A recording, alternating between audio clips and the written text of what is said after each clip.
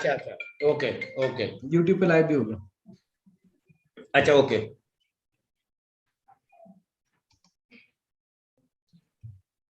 हाँ तो अटेंडीज अभी आने स्टार्ट हो गए हैं सब,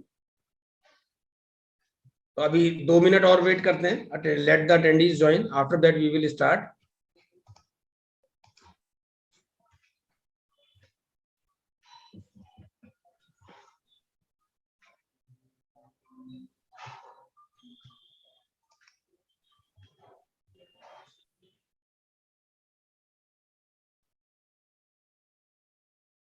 A very good afternoon to all the attendees and all the panelists available here.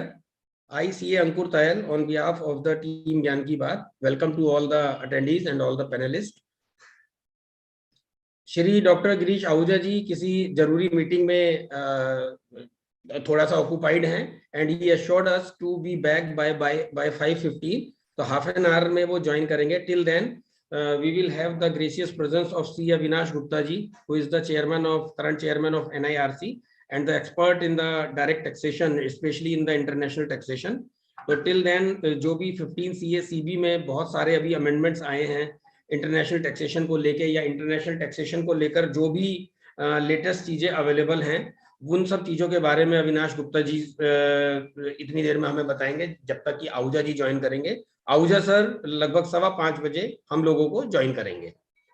तो हमारे बीच में हमारे अभी founder member of the team ज्ञान की बात ये ज्ञानचंद मिश्रा जी भी अवेलेबल हैं। ज्ञानचंद मिश्रा जी अभी हाल फिलहाल में ही सेंट्रल काउंसिल का इलेक्शन भी जीते हैं। आप सब लोगों के प्यार और स्नेह से वो सब इस मुकाम पर पहुंच पाए हैं। तो I congratulate C Gyanchand Mishra ji, who is recently elected as a central council member also. तो मैं मिश्रा जी से ज्ञानचंद मिश्रा जी से सबसे पहले मैं रिक्वेस्ट करूंगा कि वो एक वेलकम एड्रेस सभी कैंडिडेट्स को दे। Gyanchand Mishra ji. Mishra ji, can you hear me? I think due to some technical glitch or he is not present here, अभी नहीं सुन पा रहे हैं वो, या अभी नहीं अवेलेबल है। तो जैसे ही वो आएंगे तो then we will be able to hear him. तो इतने हमारा जो ये प्रोग्राम है टीम ज्ञान की बात, ये आज CA फॉर नेशन जो हमारा एक और ऑर्गेनाइजेशन है उनके साथ मिलकर है। तो हमारे साथ टीम CA फॉर नेशन से CA सुमित कुमार बरलिया जी और CA राहुल भरतिया जी भी मौजूद हैं। तो एक इनिशियल वेलकम एड्रेस के लिए मैं राहुल भरतिया जी से रिक्वेस्ट करूंगा कि वो अपना वेलकम एड्रेस दें। राहुल जी। थैंक यू अंकुर जी।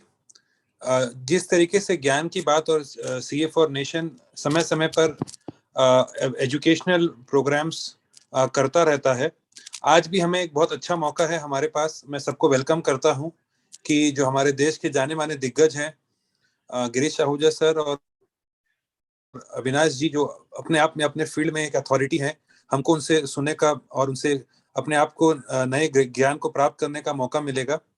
और CA फॉर नेशन की तरफ से भी हम यहाँ पर बहुत हमारा जो छत्तीसगढ़ और रायपुर में स्पेशली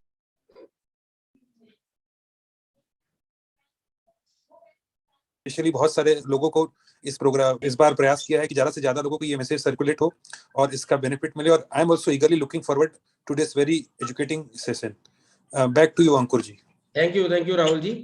हमारे साथ वैभव गोयल जी भी हैं जो इस प्रोग्राम को पूरे को मॉडरेट करेंगे। आपकी जो भी क्वेरीज हैं उन क्वेरीज को अविनाश गुप्ता जी और डॉक्टर गिरीश आहूजा जी के सामने रखेंगे। वेलकम वैभव जी। वैभव गोयल जी भी पैनलिस्ट एज ए पैनलिस्ट हमारे साथ यहाँ मौजूद है। धन्यवाद सर, नमस्कार। ओके, नमस्कार। अब मैं बिना टाइम वेस्ट किए मैं अविनाश गुप्ता जी से रिक्वेस्ट करूंगा कि वो इंटरनेशनल टैक्सेशन के ऊपर जो भी अभी रिसेंट चेंजेस हैं, बेसिक मेनली 15 CA CB को लेके मेंबर्स के बीच में बहुत सारे क्वेरीज रहती हैं, तो उन्हीं चीज 15 CA CB से ही स्टार्ट करके और इंटरनेशनल टैक्सेशन में जो भी और रिसेंट डेवलपमेंट्स हैं उन चीजों के ऊपर हमारे ऊपर प्रकाश डालें। Welcome Avinash ji. Thank you, Ankur bhai, and I thank you Rahul ji for wonderful welcome address. And Mishra ji, I think there was some problem. We are together downstairs. I think he is trying to join from his mobile. And I'm just a standby speaker for the day. I just got a call from Ahuja ji that he has to travel to Bombay urgently. And Puneet Sakuja ji is also here in his nice cap and सुना नहीं है शायद उन्होंने. आवाज नहीं जा रही है तो. हाँ, आवाज नहीं जा रही है अभी पुनीत जी के पास. तो सर नमस्कार सर, सॉरी अभी आया हूँ मैं. हाँ, नहीं मैंने आपके कैप की तारीफ करी थी. Thank you sir, thank you. अभी आई है तो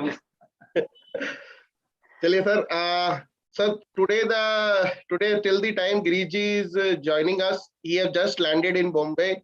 So he said that once he is reaches of his hotel, he will join us. So if you have any problem, I think Mishra ji have just joined.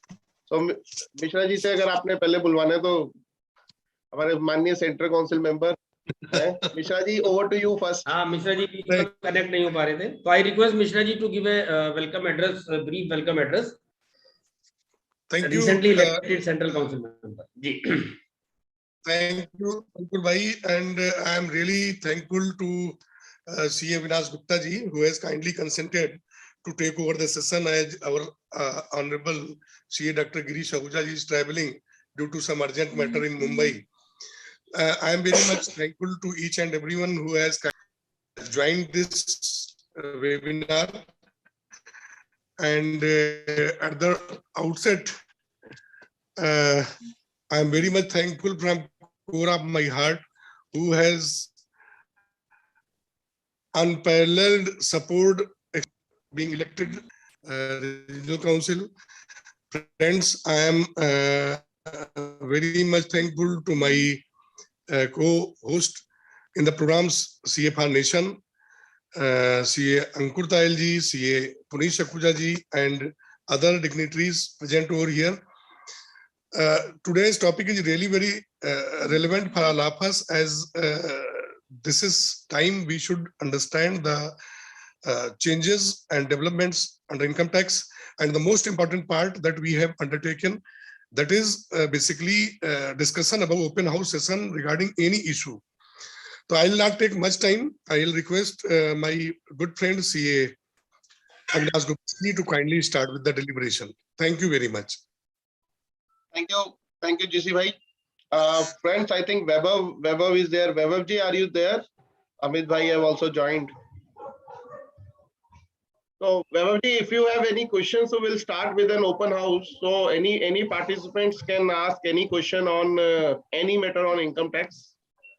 So may not be on international tax, but on income tax or 15 CACB or anything. So then we will take that issue directly. Sir अभी तो कोई questions है नहीं sir. Sir आप 15 CACB से start करिए, फिर अगर जो जैसे जैसे क्वेरीज आएंगी we will take up. Okay sir. As per.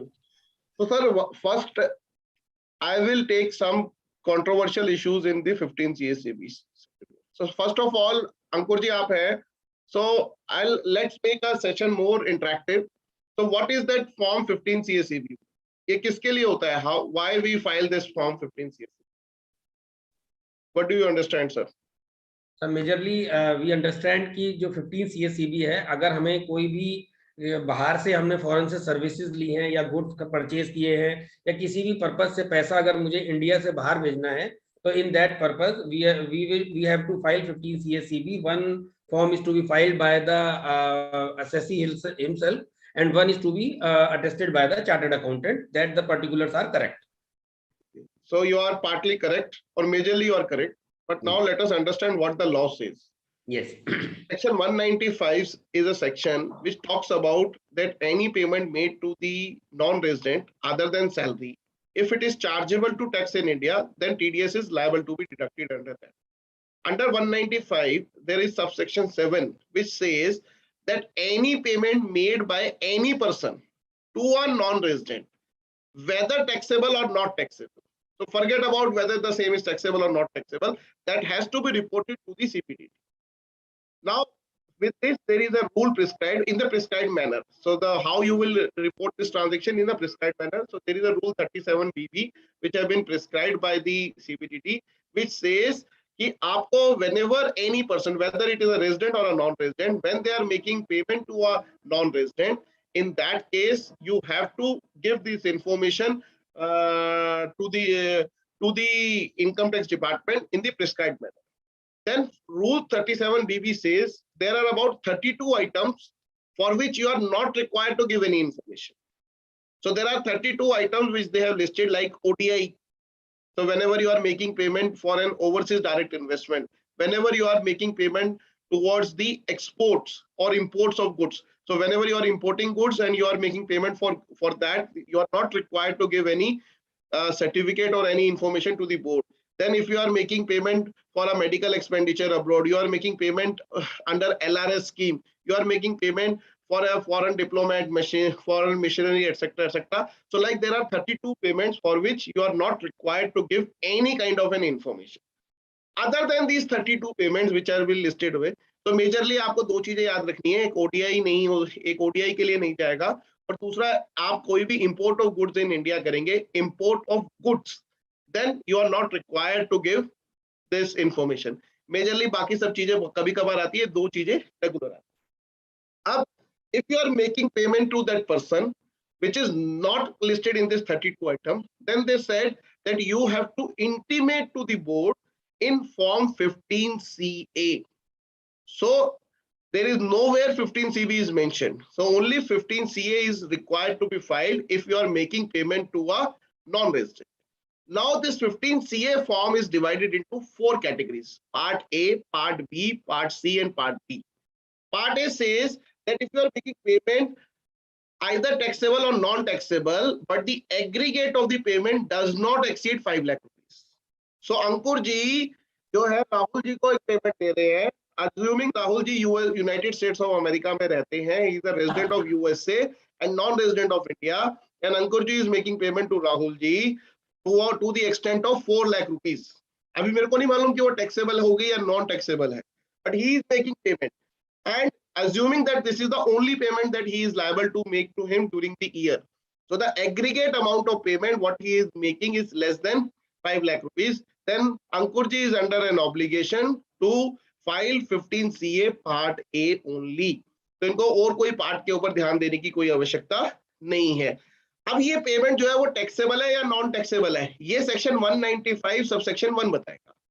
तो अगर टैक्सेबल है तो ये टैक्स काट के देंगे, और नॉन टैक्सेबल है तो बिना टैक्स काटे भेज देंगे. ठीक है अंकुर जी. सो पार्ट ए आपने भेजना है जब 4 लाख रुपए 5 लाख रुपए से कम आप दोगे. अब राहुल जी कहते हैं जी 4 लाख तो मिल गए, मुझे 75,000 और देने हैं. तो पहली बार आपने 4 लाख दिए, दूसरी बार 75 दिए, तो भी आप पार्ट ए भर दो, क्योंकि एग्रीगेट पेमेंट जो है वो 5 लाख से कम होगी. अब ड्यूरिंग द ईयर फिर आपने 50,000 देने. तो अब एग्रीगेट पेमेंट कितनी हो गई? 4 lakh plus 75,000 plus 50,000. So it is 5,25,000. So aggregate payment exceed 5 lakh. तो आप थर्ड पेमेंट जब करने जाएंगे तो आप पार्ट ए नहीं भर सकते. पहले 2 के लिए भर दिया आपने, तीसरे के लिए नहीं भरना. तो क्या करेंगे आगे देखते हैं. देन हमारे सेकंड पार्ट बी कहते हैं कि जैसे हम एक लोअर डिडक्शन सर्टिफिकेट लेते हैं, ऐसे हमारे 195 subsection 2 and 195 subsection 3 read with 197 हमें लोअर डिडक्शन सर्टिफिकेट मिलता है. So if any person whether the non resident or the person who is a payer, so either the payer or the payee, if they have applied for a lower deduction certificate or a nil deduction certificate and they have obtained this certificate from the income tax department, then the information of the payment should be filled in part B irrespective of the amount.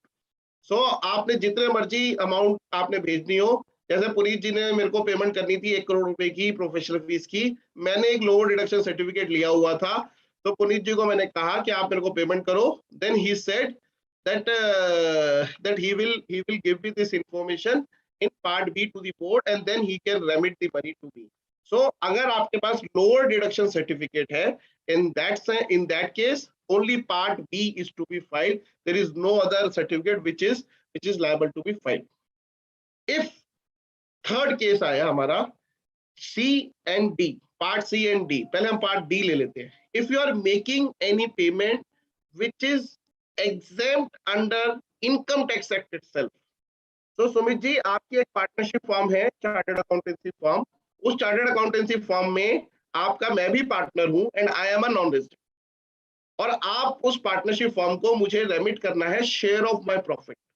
So whether share of profit is taxable in my hand, it is exempt under section 10. So any share of profit given to me is exempt in the hands of the. तो जितना भी हमारे share of profit होंगे वो section 10 में exempt है, तो इसलिए अब आपको क्या करना है. तो किसी का माइक ऑन है. बीच पे अगर हम कुछ भी बोलते हैं क्या सर, म्यूट कर दिया. नाजी म्यूट कर दिया मैंने आपको. Guruji have also joined. So I am just completing last leg. That if you are making any payment which is exempt under the Income Tax Act, then you are liable to file only Part B. In all other cases, when A, B, and D is not applicable, then you have to file Part C. And Part C is whether taxable or not taxable, both are there. While filing the Part C, you need to obtain a 15 CV certificate from a chartered accountant before filing Part C. और उसके लिए आपको एक chartered accountant के पास आना पड़ेगा, and then he will prepare a certificate for you, and then you have to file this certificate on the e-file website, and then the other party, the assessee or the payer, has to file Part C along with that 15 CP certificate. तो उसको हम कहते हैं C में जाते हैं. So I am not taking much time now because Guruji is here. So directly I am giving to the organizer for the further proceeding.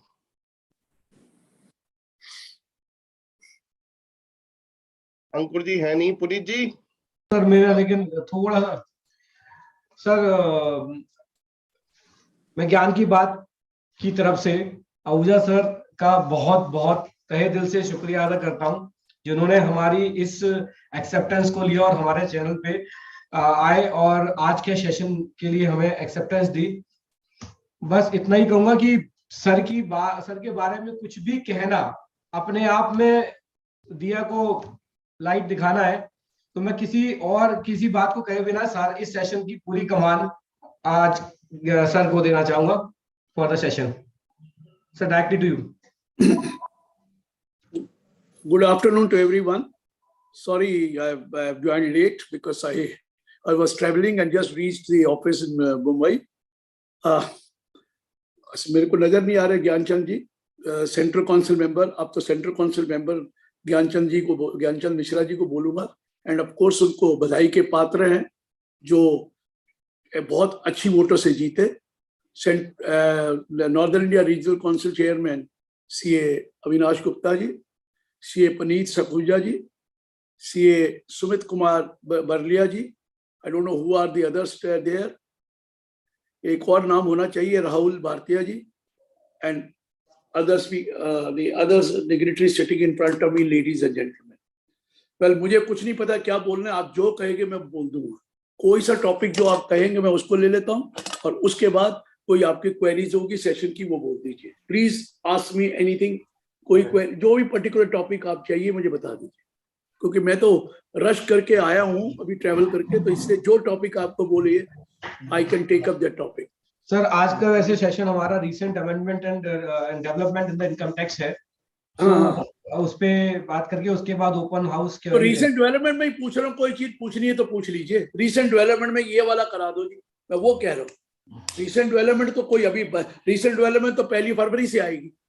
जी जी, क्योंकि 1 फरवरी को डेवलपमेंट होगी. अब तो 1 साल पुराना हो गया रिसेंट डेवलपमेंट. इसलिए मैं ये कहूंगा if you have anything in your mind कि ये वाला टॉपिक पर्टिकुलर करा दो तो I can take up that topic और I can take whatever you feel like. Otherwise आप क्वेरी जो पूछना चाहे पूछ लीजिए. मैं तो ये कहूंगा. मैं अभी ऑडियंस में अगर कोई स्पेशल क्वेरी या कोई स्पेशल सेशन लेना चाहता है तो एक बार हैंड रेज कर दे ताकि हम क्वेश्चंस क्वेरीज ले लेंगे. सर मैं चाहता हूं कि अगर हम अगर आज थोड़ा सा ट्रस्ट के ऊपर बात कर लें तो ज्यादा अच्छा है. ट्रस्ट के ऊपर बात कर लेते. चैरिटेबल ट्रस्ट के बारे में बात करना चाहते हैं, प्राइवेट ट्रस्ट के बारे में? सर जो भी बेस्ट हो आप देखिए. नहीं मैं तो दोनों कर दूंगा. मुझे जो दोनों कर दीजिए सर, दोनों कर दीजिए. पहला पॉइंट तो मैं ये बता रहा हूँ कि चैरिटेबल ट्रस्ट की रिटर्न जानी है. Normal mistake which we normally commit वो पहले बता दूं. Either you are registered under 12A और you are covered under 1023C. ये दोनों चीजें बहुत इंपॉर्टेंट हैं. लोग क्या करते हैं, अगर 1023C में है तो वहां पर 4 जगह अप्रूवल की जरूरत है. और बाकी जगह अप्रूवल की जरूरत नहीं है, बट रिटर्न सब जगह कंपलसरी है। मैं पहले 1023C, 3IAB, 3IAC, 3IAD, 3IAE, IV, V, ये रोमन 5, VI और VIA के बारे में बताना चाहता हूं। लोगों के दिमाग में ये मिथ है कि 1023C वालों को रिटर्न नहीं भरनी पड़ती, ये रिटर्न कंपलसरी है, चाहे वो 5 करोड़ से नीचे हैं, चाहे वो यूनिवर्सिटी एजुकेशनल इंस्टीट्यूशन होली और substantially financed by the government है, चाहे वो हॉस्पिटल है, return is mandatory, let me tell you. But only thing is when you are covered under 3IAB, that is income of a university or educational institution not for making profit but for imparting education, that has to be fully exempt provided you are wholly or substantially financed by the government. Wholly का मतलब 100% हो गया, substantially means more than 50% financed by the government है, तो उस case में return mandatory है, लेकिन कोई और कंडीशंस नहीं है, कोई ऑडिट नहीं है, कोई अप्रूवल नहीं है, बट रिटर्न तो फिर भी जानी है। इसी तरह 3IAC है, हॉस्पिटल और medical institution not for making any profit but for imparting for philanthropic purposes, उनकी भी केस में रिटर्न मैंडेटरी है, होली और substantially financed by the government, मतलब मोर देन 50% सब्सटेंशियली हो जाता है। गवर्नमेंट का मतलब सेंट्रल गवर्नमेंट से मिले या स्टेट गवर्नमेंट से मिले, वो फर्क नहीं पड़ता, लेकिन ईच ईयर देखना है। शकुजा जी, नीचे ईच ईयर देखना है, मतलब ये नहीं है कि पिछले साल वो 60% था, इस साल 40 हो गया तो इस साल तो वो तो चलता रहेगा, नहीं, हर साल मोर देन 50% होगा तो आप 3IAB या 3IAC में। तो ये पहला पॉइंट मैंने बता दिया, return mandatory, no requirement of audit, no requirement of 85-15%, no other requirement, लेकिन ये जरूरी है रिटर्न।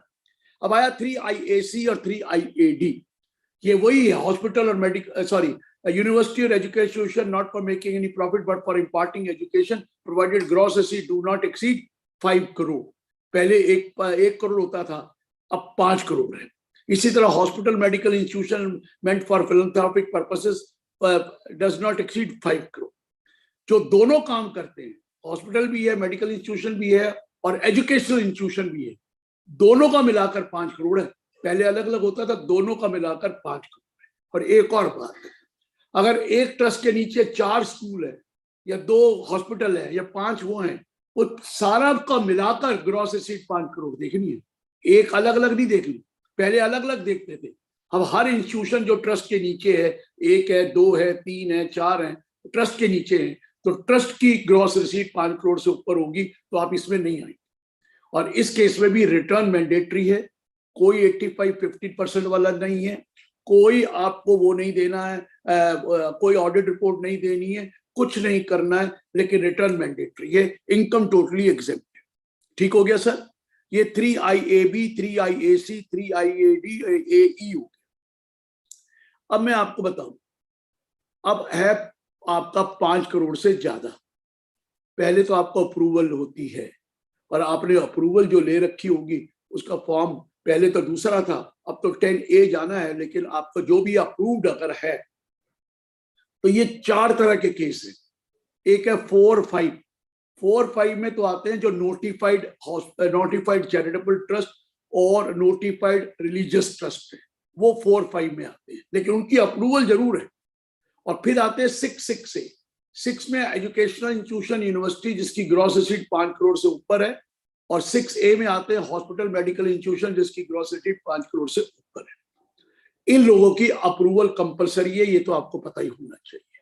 इसका ऑडिट भी कंपलसरी है और इसकी जो ऑडिट रिपोर्ट है वो 10BB में जाती है। यही गलती करते हैं, 10B की रिपोर्ट सिर्फ 12A वालों की है, और जो 1023C में है जिनकी ऑडिट रिपोर्ट कंपलसरी है, जो ये 6 से 5 करोड़ से ऊपर वाले, मैं उनको बार बार बता रहा हूं, उनका 10BB है, 10BB फॉर्म भरना है ऑडिट रिपोर्ट।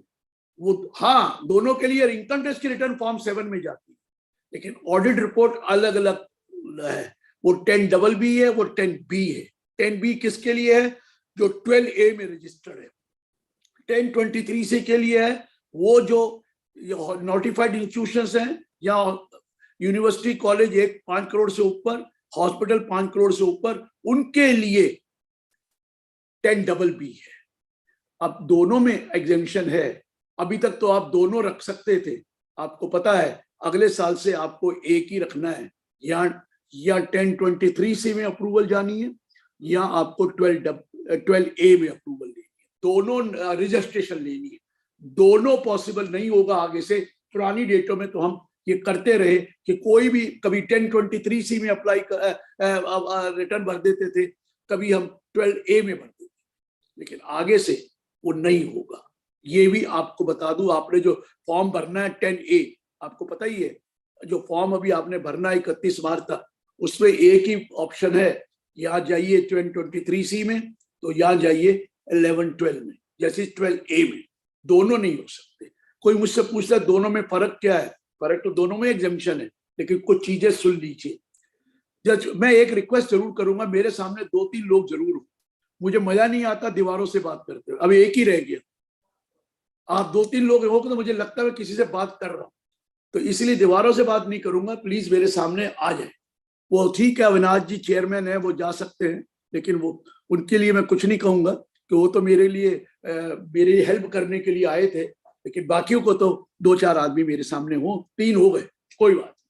मैं अब आपको बता रहा हूं, देखिए दोनों में एग्जेम्पशन है, लेकिन फर्क क्या है?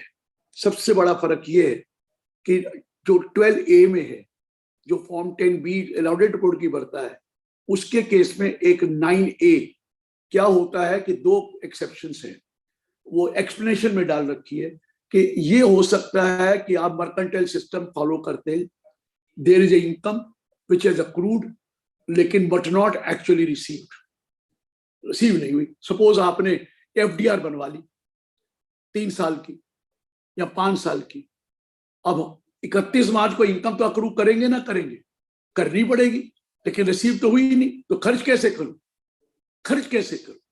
5 साल की बनवाई 3, तो इस केस में 12A में है, 1023C में नहीं। इस केस में आप एक अंडरटेकिंग फाइल कर सकते हैं फॉर्म 9A में। 9A इलेक्ट्रॉनिकली फाइल होता है कि ये वाली इनकम, इतनी रुपए मैंने इनकम ले ली है, but it has not been actually received. I will apply this income in the year in which I receive it और ईयर फॉलोइंग। आप दोनों कर सकते हैं कि मैं ये अप्लाई करूंगा जिस साल मैं रिसीव करूंगा, या उसके ईयर फॉलोइंग में ये अप्लाई कर सकते हैं। मेरी बात को समझ रहे हैं? लेकिन ये अंडरटेकिंग आपको रिटर्न भरने से पहले देनी है। रिटर्न पहले भर दी और अगले दिन या 1 घंटे बाद आपने 9A दिया तो नहीं मिलेगा, नहीं मिलेगा। ये 11(2) में भी यही है। ये बड़ा अजीब सा सिस्टम है। वो कहता है रिटर्न से पहले रिटर्न भर दी और बाद में आपने फॉर्म 10 भरा या बाद में आपने 9A मिला तो वो नहीं माना जाएगा। तो प्लीज 9A भरने के लिए रिटर्न बाद में भरना, पहले ये फॉर्म भर देना। ये बात समझ में आ गया? चाहे 1 घंटा पहले भरना, अगर 5 मिनट भी बाद में भरा वो माना नहीं जाएगा।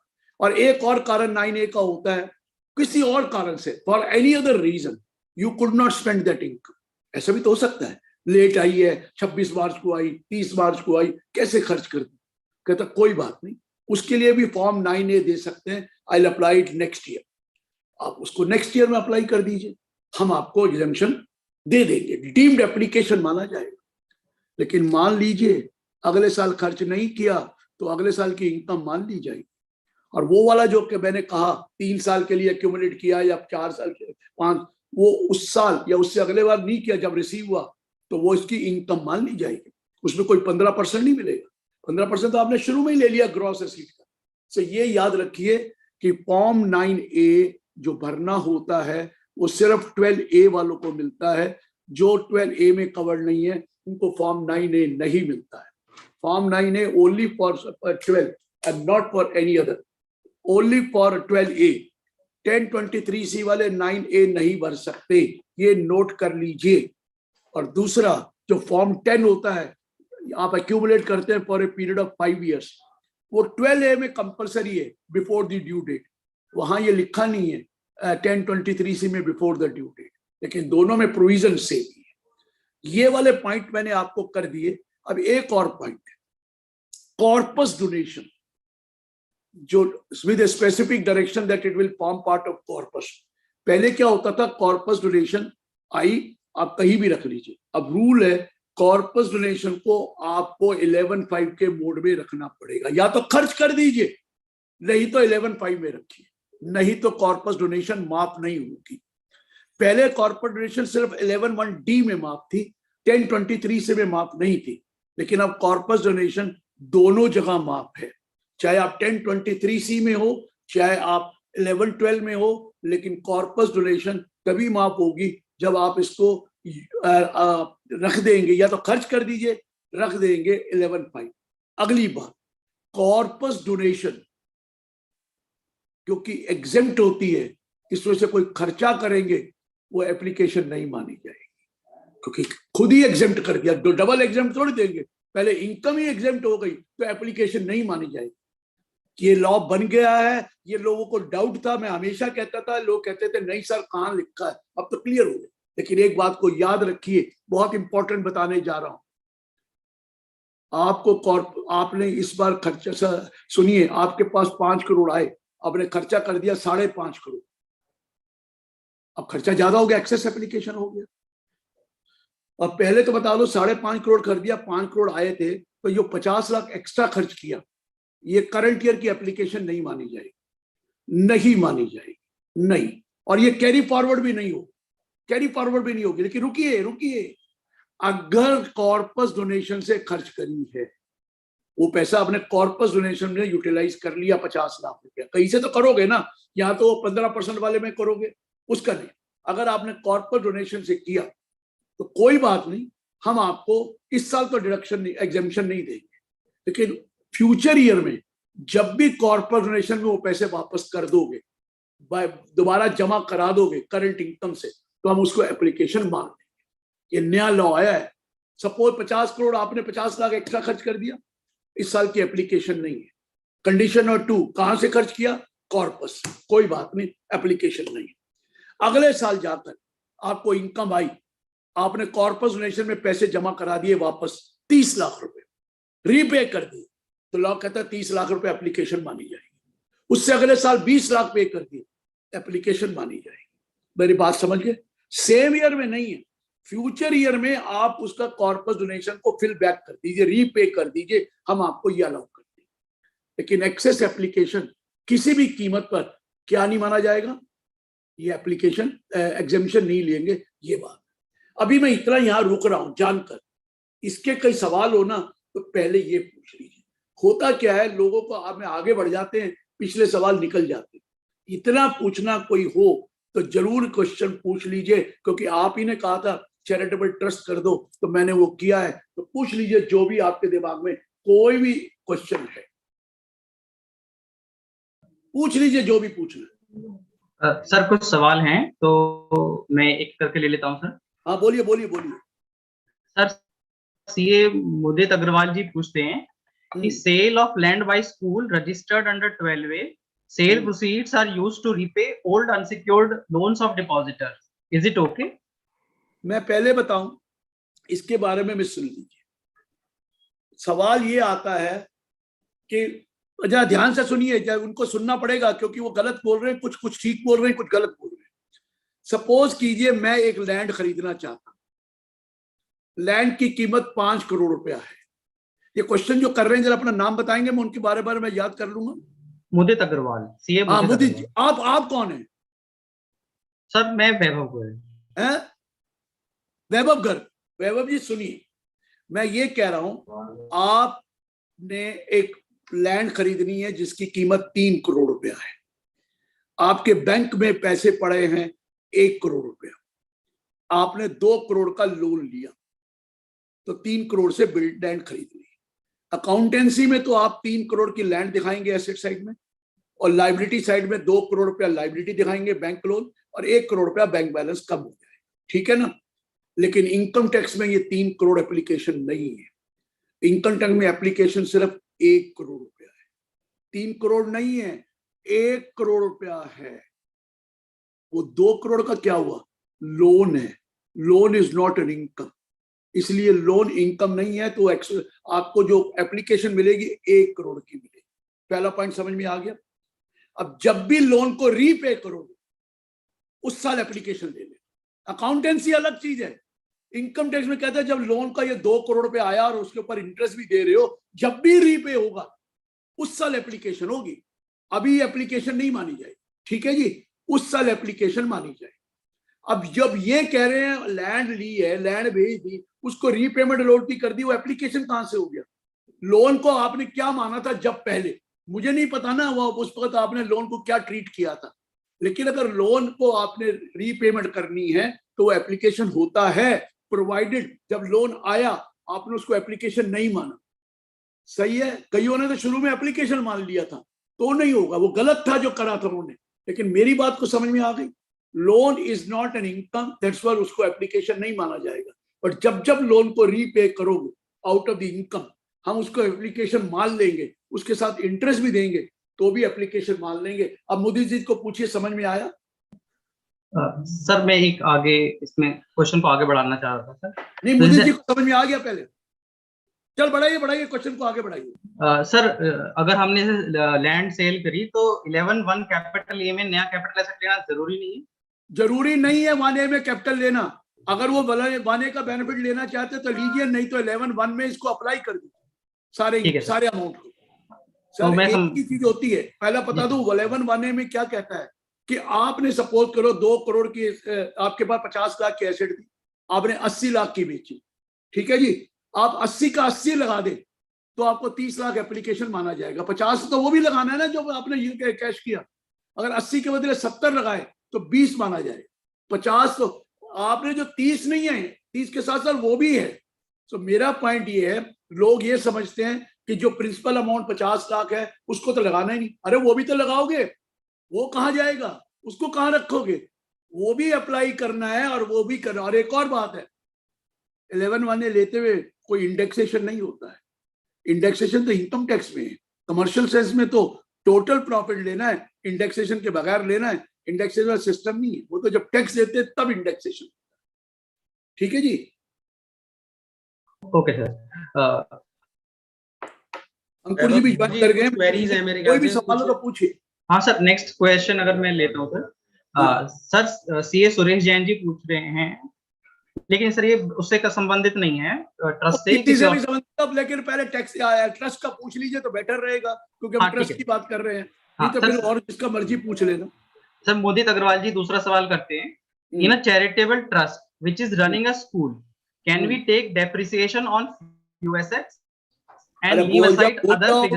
भैया सुन लो, अगर आप डेप्रिसिएशन लेंगे तो एसेट परचेज एप्लीकेशन नहीं माना जाएगा। अगर एसेट परचेज को आपने एप्लीकेशन मान लिया कैपिटल एक्सपेंडिचर को, फिर डेप्रिसिएशन नहीं मिलेगा। मैं बार बार कह रहा हूं, अगर सपोज करो आपने कोई चीज खरीदी, कंप्यूटर खरीदा, अगर कंप्यूटर कैपिटल एक्सपेंडिचर है, आपने खर्चा क्लेम कर लिया, वो एग्जेम्पशन है, वो एप्लीकेशन कैपिटल एक्सपेंडिचर है, लेकिन फिर डेप्रिसिएशन नहीं मिलेगा। अगर आप नहीं लेना चाहते एप्लीकेशन तो डेप्रिसिएशन मिलेगा, डबल चीज नहीं मिलेगी।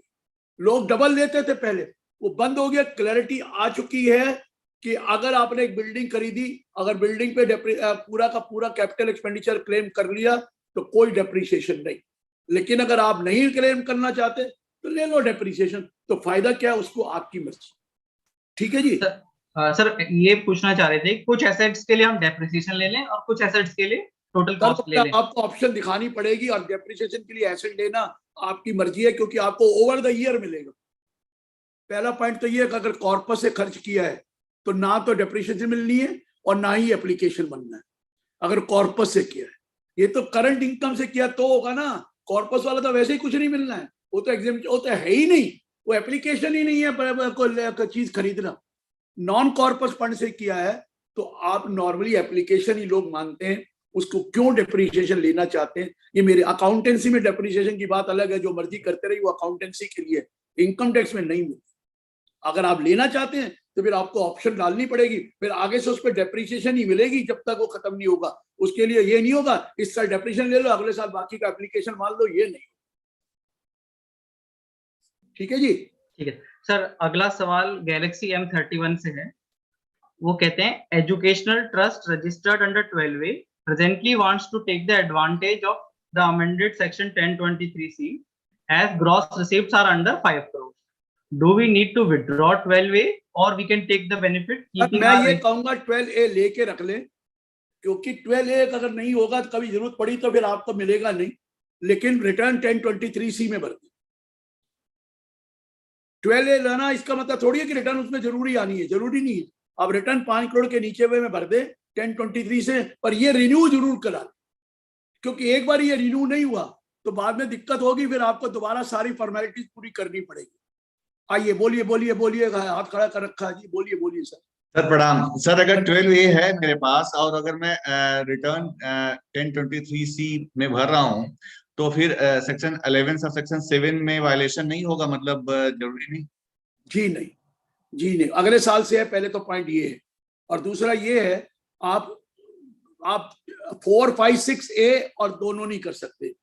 1023 4, 5, 6A में नहीं जा सकते, वहां तो रजिस्ट्रेशन है ही नहीं, वहां तो अप्रूवल है ही नहीं सर। 1023 5 करोड़ के नीचे अप्रूवल तो है ही नहीं, उसका क्या मतलब है? जब अप्रूवल ही नहीं है तो फिर आपके पास 12A है, आपको इधर जाना चाहते हैं, आपकी मर्जी है, वहां दिक्कत नहीं आएगी।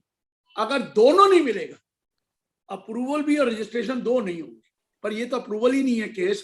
अब 12A लेके रख लो, कभी आगे जरूरत पड़ जाए, और 1023C में भर देना। टिक करना पड़ता है फॉर्म 7 में, कौन से सेक्शन में टिक करिए, वो वहां सेक्शन ही गलत टिक कर लेते हैं लोग। वहां लिखना पड़ेगा 1023C3IAD, उसको टिक करना। कभी आपने 11 को कर दिया तो मारे जाओ।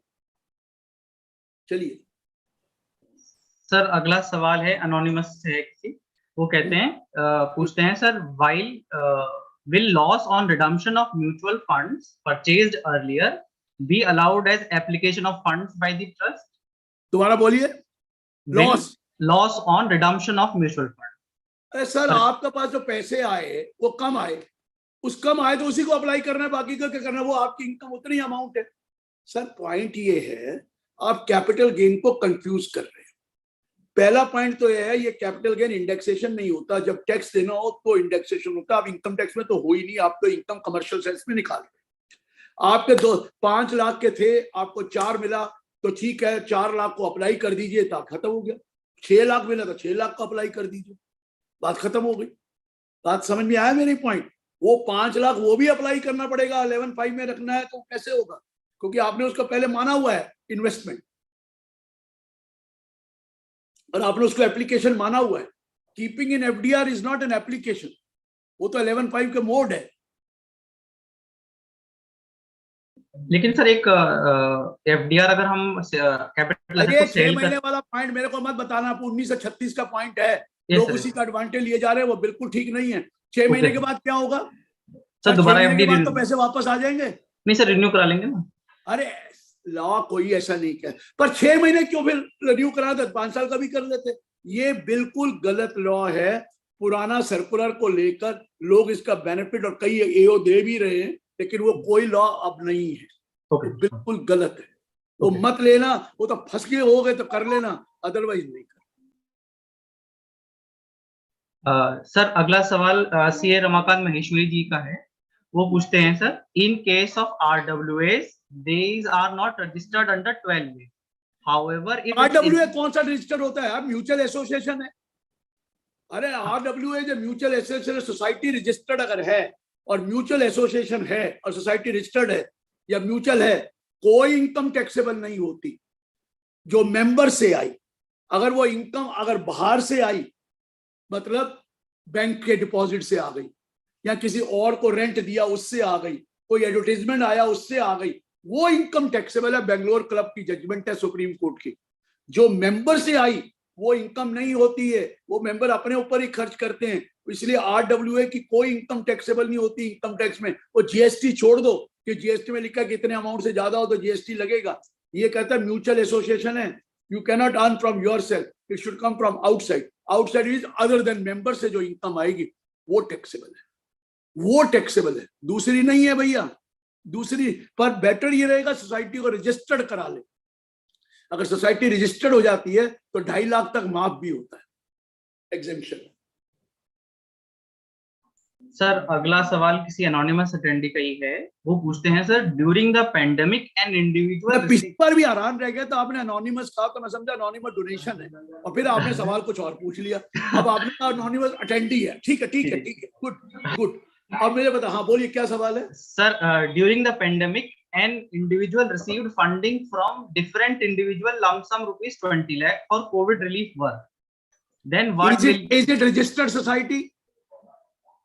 सर सवाल में ऐसा कुछ नहीं लिखा हुआ सर। तो रजिस्टर्ड नहीं है तो टैक्स लगेगा, रजिस्टर्ड है तो कुछ नहीं होगा। अगर रजिस्टर्ड अंडर 12A है तो कुछ नहीं होगा, अदरवाइज बिल्कुल होगा। या फिर म्यूचुअल करेक्टर है, अपने मेंबर्स के ऊपर खर्च किया तो होगा, अदरवाइज तो बिल्कुल टैक्स कर देंगे। सर हम इसमें डॉक्ट्रिन ऑफ दिया गया, ऐसा कोई रिलीफ नहीं दिया गया, ऐसा कोई रिलीफ नहीं दिया गया। सर अगर हम डॉक्ट्रिन ऑफ ओवरराइडिंग प्रिंसिपल का इस्तेमाल कर पाएंगे सर यहाँ पे? What is doctrine of overriding? लेने वाला कौन है भाई? लेने वाला डॉक्ट्रिन ऑफ ओवरराइडिंग आप कहते जरूर हो, लेकिन सोसाइटी लेने वाली रजिस्टर्ड है क्या? ऐसे तो कोई भी कर लेगा, कह देगा जी डॉक्ट्रिन मैं तो खर्च कर दिया। नहीं सर, उन्होंने बड़ा क्लियर किया कि रजिस्टर्ड सोसाइटी के पास जो रजिस्टर्ड है चैरिटेबल ट्रस्ट में वही ले जाएंगे, ये तो मिसयूज होगा। अभी लोगों ने क्या किया, किसी की डेथ हो गई कोविड में, लोगों ने पैसे इकट्ठे करके उसकी फैमिली को दे दिए, बहुतों ने दिए। क्या ये माफ है? कहाँ लिखा है माफ है? अगर सरकार देती तो माफ थी, कोई चैरिटेबल ट्रस्ट देता तो माफ था। हम लोगों ने इकट्ठे करके दिए, वो माफ नहीं है, वो 56(2)(10) में आ जाएंगे। ये बड़ी प्रॉब्लम है, लोगों ने क्लैरिटी नहीं है। वो 56(2)(10) में आ जाएंगे। Any amount receive during the year from any person more than 50,000, वो तो सारे ब्रदर ले जाएंगे। कहाँ लिखा है कि उनके लिए माफ हो जाएगा? कहाँ लिखा है तो ये गिफ्ट ही ना एक प्रकार से। मुझे आप डिस्कस करें ना, आपस में डिस्कस करें। जी आप बताइए कहाँ लिखा है कि माफ होगा? नहीं माफ नहीं होगा सर, मैं तो बस एक सिंपल थ्योरम का इस्तेमाल करना चाह रहा था। माफ नहीं, ये ओवरराइडिंग टाइटल वाला कोई चीज नहीं। ओवरराइडिंग टाइटल है जिसको दे, ओवरराइड टाइटल में कोविड को दिया था, वो आदमी के हाथ में तो टैक्सेबल है जिसको दिया। सर बीच में यूट्यूब में आपने काफी देखा होगा, बाबा का ढाबा में भी कलेक्शन काफी हुआ था, तो वहां पे भी थोड़ा सा टैक्सेबिलिटी है। देखिए ऐसा होता है, वो म्यूचुअल करेक्टर दिखा देंगे कि ये काम उसके लिए, अपने ही मेंबर के लिए, लेकिन अदरवाइज वो गलत है। तो सर पैसे इंडिविजुअल के नेम दुनिया में तब वैभव जी, दुनिया में इतने, हमारे इंडिया में इतने मंदिर चल रहे हैं, इतने गुरुद्वारे हैं, इतने चर्च है, क्या सारे रजिस्टर्ड है? नो सर, लेकिन उनका टैक्स है ना अब तो। अगर वो 50,000 से ऊपर, 50,000 से ऊपर उनका डोनेशन है, टैक्सेबल है ना? हाँ, 12 में रजिस्टर्ड नहीं तो है। तो फिर मैं क्या करूं? लेकिन अभी भी चल रहे हैं। जो पकड़ा गया चोर, नहीं निकल गया तो निकल गया, बस खत्म।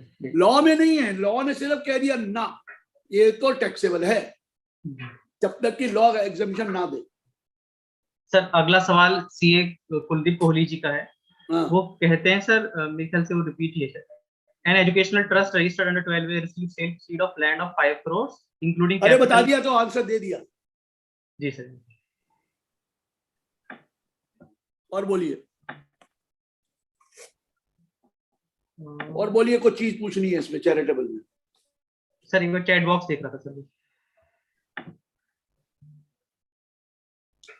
आपका मौका है, जो सवाल पूछना पूछ लीजिए कि रिटर्न में जानी है। ध्यान रखिए फॉर्म 7 को बिल्कुल ठीक तरह से भरिए।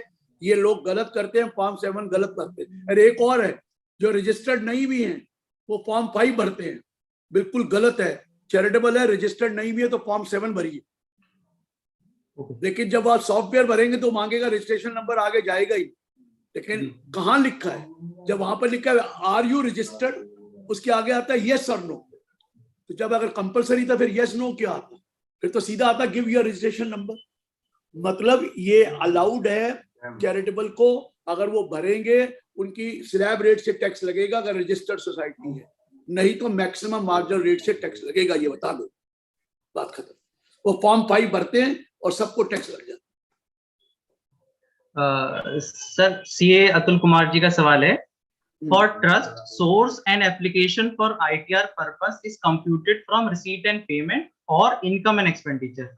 अब आपको फॉर्म 7 भरेंगे ना, वहां पर बहुत एक शेड्यूल है, शेड्यूल का नाम मैं भूल जाता हूँ क्योंकि मैं रिटर्न भरता नहीं हूँ। उस शेड्यूल में लिखा है टोटल रिसीट्स, ग्रॉस रिसीट का टोटल आता है, टोटल पेमेंट्स, वो वाला ही कॉलम भरना है। ये हेड ऑफ इनकम का कॉलम भरना ही नहीं है। जो हेड ऑफ इनकम का कॉलम भरेगा उसको टैक्स लग के आ जाएगा, बता दो। हेड ऑफ इनकम में कुछ नहीं भरना, इनकम फ्रॉम अदर सोर्सेज भर देते हैं, वो नहीं भरना है उनको। वो एक शेड्यूल है जिसमें रिसीट लिखी हुई है, नीचे लिखा हुआ है 15% माफ, बाकी चीजें क्या क्या हैं, क्या क्या खर्चा किया, वो वाला शेड्यूल भरना है। और कोई शेड्यूल मत भरना, नहीं तो मारे जाओगे, मैं बता रहा। सर मेरा सवाल मैं जो समझ पाया उनकी क्वेरी से, वो पूछ रहे थे कि क्या हमें जो एप्लीकेशन ऑफ इनकम दिखाना होता है वो मर्केंटाइल बेसिस पे जो हम बुक्स बनाते हैं, सर ये तो डिपेंड करता है आपका मर्केंटाइल है कि कैश सिस्टम अकाउंटिंग है। कंपनी तो कर नहीं सकती सेक्शन 8 कंपनी, वो तो कर नहीं सकती। बाकी आपने जो रेगुलर सिस्टम मेंटेन करेंगे, कैश सिस्टम भी हो सकता है, मर्केंटाइल भी हो सकता है, बट यूनिफॉर्मली यही होगा।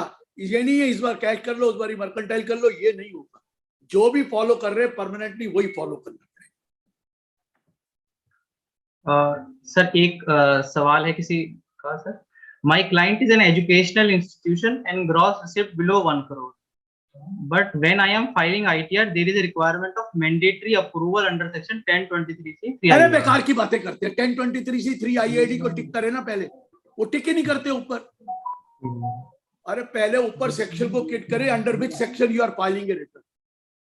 ऊपर सेक्शन है वहां लिखे हुए 1023C या 3IA B AIC AD AE 4 5 6 6A या 11 12, उसको टिक तो करो मेरे भाई। जब टिक नहीं करोगे तो मैंने कभी रिफॉर्म भरा नहीं है, मैं बनाना आता है, भरना नहीं आता। लॉ तो बनवा दिया लेकिन मेरे को कंप्यूटर नहीं आता, तो इसलिए मैं खुद नहीं भरता है, मेरे आदमी भरते हैं। लेकिन ये बता दूं बड़ा क्लियरली वहां पर सेक्शन डालना पड़ता है। सर सेक्शन डालने के बाद वो नहीं पूछता सर, रजिस्ट्रेशन नंबर नहीं मांगेगा, फिर नहीं मांगेगा। सेक्शन नहीं डालोगे तो सब कुछ मांगेगा। सर अगला सवाल CASS वारदी जी का है, वो पूछते हैं sir, in case of section 1023C form 9A not to be filed, then what में फॉर्म 9A है ही नहीं, then what is the impact of surplus more than 15%, any remedy? 11(2) में जाइए, आप एक्यूमुलेट कर लीजिए, फॉर्म 10 फाइल कर दीजिए। और कोई तरीका नहीं है। 11(2) में मैक्सिमम पीरियड 5 ईयर, एक्यूमुलेट कर लीजिए, और कोई तरीका नहीं है। सर अगला सवाल सुनील जी का है, वो पूछते हैं sir, if land sold which was purchased out of corpus fund, then only whether we need to invest capital gain और द होल अमाउंट? जब कॉर्पस फंड से लिया था तो आपने एग्जेम्पशन नहीं ली थी, तो नहीं ली थी तो कोई दिक्कत ही नहीं, फिर कोई दिक्कत नहीं है। सिर्फ कैपिटल गेन को इन्वेस्ट करना है। कैपिटल गेन मत करिए, सरप्लस को रखिए। ये कैपिटल गेन कह के वो इंडेक्सेशन का दिमाग में आ जाता है। जी नहीं, sale price minus cost. Cost never was taken as an application. Cost was never taken as application because corpus से यूज किया था, तो एप्लीकेशन नहीं है, कोई बात नहीं। डिफरेंस का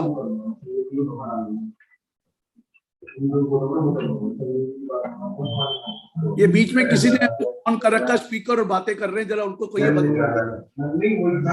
सर मोदित अग्रवाल जी का एक और सवाल है sir, Sir, if I want to register my local Rotary Club chapter of my district legally, then how can I do it? Should I make an application or society?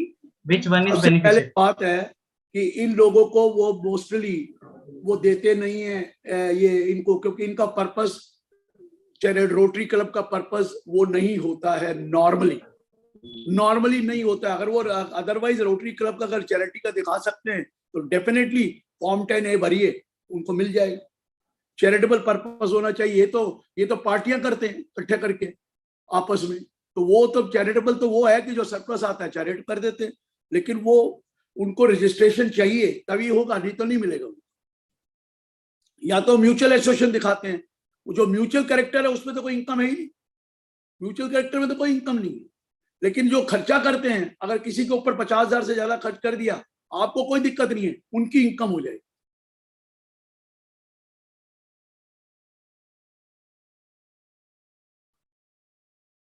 Sir 56(2)(10) में लिखा है कि अगर आपको डोनेशन मिल रही है तो आप रजिस्टर्ड होना चाहिए, रजिस्टर्ड से आना चाहिए, रजिस्टर को जाना चाहिए। ये रजिस्टर्ड से नहीं आया है, इसलिए अगर वो 10, 11, 12 में रजिस्टर्ड नहीं है तो वो उसके हाथ में इनकम मान ली जाएगी जिसको मिले। सर मुदित जी ने हैंड रेस कर रखा है, अगर आप अलाउ करें तो मैं उनको। आज मुदित जी के सारे सवाल तो यही पूछ लेने हैं ताकि बाकी चीज बचे ही कोई ना। बताओ सर, बताओ, आप- किसी को पूछो, दियो मोदी गुड आफ्टरनून। अरे पहले शक्ल दिखाओ यार। अच्छा सर, मैं कैसे दिखाऊं, मेरे पास ऑक्सीजन नहीं आ रहा है सर, प्लीज मुझे मेरा वीडियो ऑन कर दीजिए। वीडियो जरा ऑन कर देना मोदी जी का जरा। सर मेरे ख्याल से वो फैसिलिटी अवेलेबल नहीं है। चलिए चलो मोदी जी बोलिए। सर एक बात मैं कहूंगा, कुएं को देख के प्यास ज्यादा लगती है, तो आप कुआं है और मैं प्यासा हूँ। अगर वो कुआं ना हो, समुंदर हो जो खारा पानी हो, तो क्या होगा? मैं कभी पी लूंगा, मैं कभी एग्री हूँ। खारा पानी तो पियोगे नहीं भैया। सर आपका निवेदन ये है कि जो ये छोटी छोटी क्वेरी है बड़ा दुखी कर रही है कई बार, चाहे रोटरी क्लब है। भाई को तो मैं कोई मना थोड़ी करता हूँ, मेरे को लोग टेलीफोन करते रहते, मैं बता देता हूँ। पर आप आज पूछे रहे तो मना थोड़ी किया है, मैं तो मजाक कर रहा हूँ, जो मर्जी पूछिए, मैंने मना थोड़ी किया आपको। सर आप मेरे गुरु हैं तो बिल्कुल मैं पूछ रहा हूँ। रोटरी क्लब बेसिकली आपने जो कहा बिल्कुल ठीक है, पार्टी कर रहे हैं ये लोग, तो हम इसका पैन नंबर अप्लाई करना चाहते हैं क्योंकि बहुत सारी डोनेशन ऊपर रोटरी इंटरनेशनल रजिस्टर कराइए अपने आप को चैरिटेबल, नहीं तो नहीं मिलेगा। नहीं चैरिटेबल में नहीं, अगर मैं एओपी बना के एओपी में करवाऊं या सोसाइटी बनवाऊं? सर सोसाइटी बनाना बेटर रहता है। ओके, आप एओपी बना लेंगे उसका फायदा नहीं होगा, क्योंकि सोसाइटी दो आदमियों को बेनिफिट मिलता है 2.5 लाख का। एक तो वही जो सोसाइटी रजिस्टर्ड है, अगर रजिस्टर्ड सोसाइटी नहीं तो बेनिफिट नहीं मिलता है 2.5 लाख का। मतलब मैं समझा नहीं रजिस्टर्ड। अरे एओपी को मैक्सिमम मार्जिन रेट पे टैक्स लगता है, लेकिन अगर 167B सेक्शन पढ़ लेना, 167B में लिखा अगर सोसाइटी रजिस्टर्ड है under the society registration act 1860, तो उसको टैक्स रेट स्लैब रेट लगता है, चाहे वो इनकम टैक्स में माफ हो या ना हो। अच्छा, लेकिन इसमें हमारी इनकम तो आती नहीं है, क्योंकि जितना भी फंड आता है पूरा खर्च हो जाता है। अरे ये कोई मतलब नहीं है, इनकम नहीं आती है, आप रजिस्टर्ड नहीं है। आप 56(2)(10) पढ़ लीजिए ना। 56(2)(10) में लिखा है कि अगर कोई भी पर्सन रिसीव करेगा मोर देन 50,000, अगर वो रजिस्टर्ड नहीं है तो उसको टैक्स लगेगा। Okay, thank you. अरे एक क्वेरी मेरी और थी, जो हमारी नॉन एग्रीकल्चर लैंड है, अगर वो गवर्नमेंट ऑक्यूपाई कर रही है, एक्वायर कर रही है, तो क्या वो एग्जेम्प्ट है? Right to fair compensation and land acquisition act जो आया है, अगर तो उसके अंदर आती है तो माफ है, उसके अंदर नहीं आती तो माफ नहीं है। तो ये बात हमें कैसे पता चलेगी? मतलब अरे वो पता होता है, उसमें लिखा होता है कि राइट टू फेयर कंपनसेशन के अंदर आई और एक्विजिशन के ऊपर लिखा गया है। Okay, thank you. अंडर वो 2014 में लॉ आया था। ओके, ठीक है। Right to fair compensation and transparency in land acquisition act, ऐसा नाम है उसका। जी, ठीक है। Thank you. सर दो लोगों ने हैंड रेज और कर रखी है, तो क्या मैं बोलिए। सर सुनील गुप्ता जी को मैं कह रहा हूँ। सुनील गुप्ता जी। हाँ नमस्कार आहूजा सर। नमस्कार। हेलो।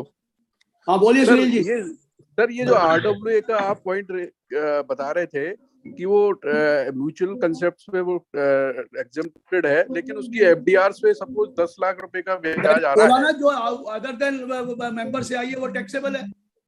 लेकिन सर वो यूटिलाइज मेंबर्स के वेलफेयर में हो जाता है सर। अल्टीमेटली वो एवरी ईयर बैंक से ब्याज लेके उसको यूटिलाइज ही कर लेते हैं मेंबर से, मतलब इससे कोई फर्क नहीं। कलेक्शन इनकम को यूटिलाइज करना इनकम नहीं मानी जाती।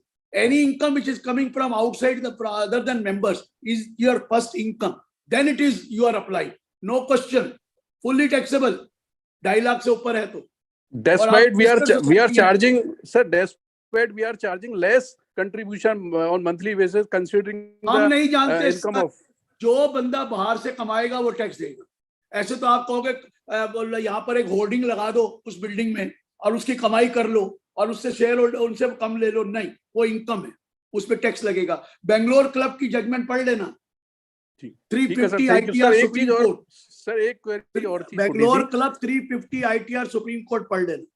Thanks a lot sir. Sir एक क्वेरी और थी छोटी सी, ये सर MHA ने सर FCRA की रिटर्न की डेट एक्सटेंड नहीं करी है सर, इसका कुछ आइडिया है सर? क्योंकि मिनिस्ट्री ऑफ होम अफेयर्स ने FCRA की सर दिसंबर में भी रिटर्न जाती है आफ्टर। आइडिया नहीं है, मैं रिटर्न में भरता नहीं, इसलिए मुझे आइडिया नहीं, क्योंकि सारी डेटें बढ़ गई हैं सर और उसका डेट का पता नहीं लग रहा है sir. Idea absolutely no idea, मैं कह नहीं सकता इसके बारे में।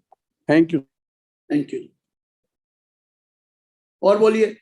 सर एक इसी सवाल को जो लास्ट में उन्होंने सुनील गुप्ता जी ने पूछा एफसीआरए के रेट के बारे में, सर मैं सर इसको पूछना था, अगर सपोज हम एफसीआरए के रिटर्न टाइमली फाइल नहीं कर पाते तो क्या हमारा 12A का रजिस्ट्रेशन कैंसिल किया जा सकता है इस बेसिस पे नॉन बिल्कुल कंप्लायंट किया जा मटेरियल सकता लॉ? है, बिल्कुल किया जा सकता है, और एफसीआरए के अगेंस्ट अंडर एक्शन भी लिया जा सकता है। आपके तो एफसीआरए कैंसिल कर सकते हैं पहले तो। नहीं सर वो तो ठीक है सर, लेकिन इनकम टैक्स में 12A कैंसिल हो सकता है? इनकम टैक्स में 12A नॉर्मली क्या है, इनकम मान लेंगे ना, लेकिन वो क्योंकि उन्होंने टेररिस्ट फंड ये ना हो इसलिए ना हो, इसलिए उस चीज को एग्जेम्पशन नहीं देंगे, बाकी तो एफसीआरए वाले एक्शन लेंगे।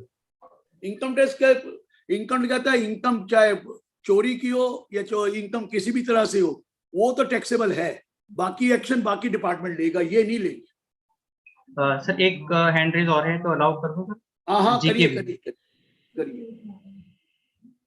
जीके जी को मैंने सर अनम्यूट कराया सर, नाम तो लिखा नहीं तो।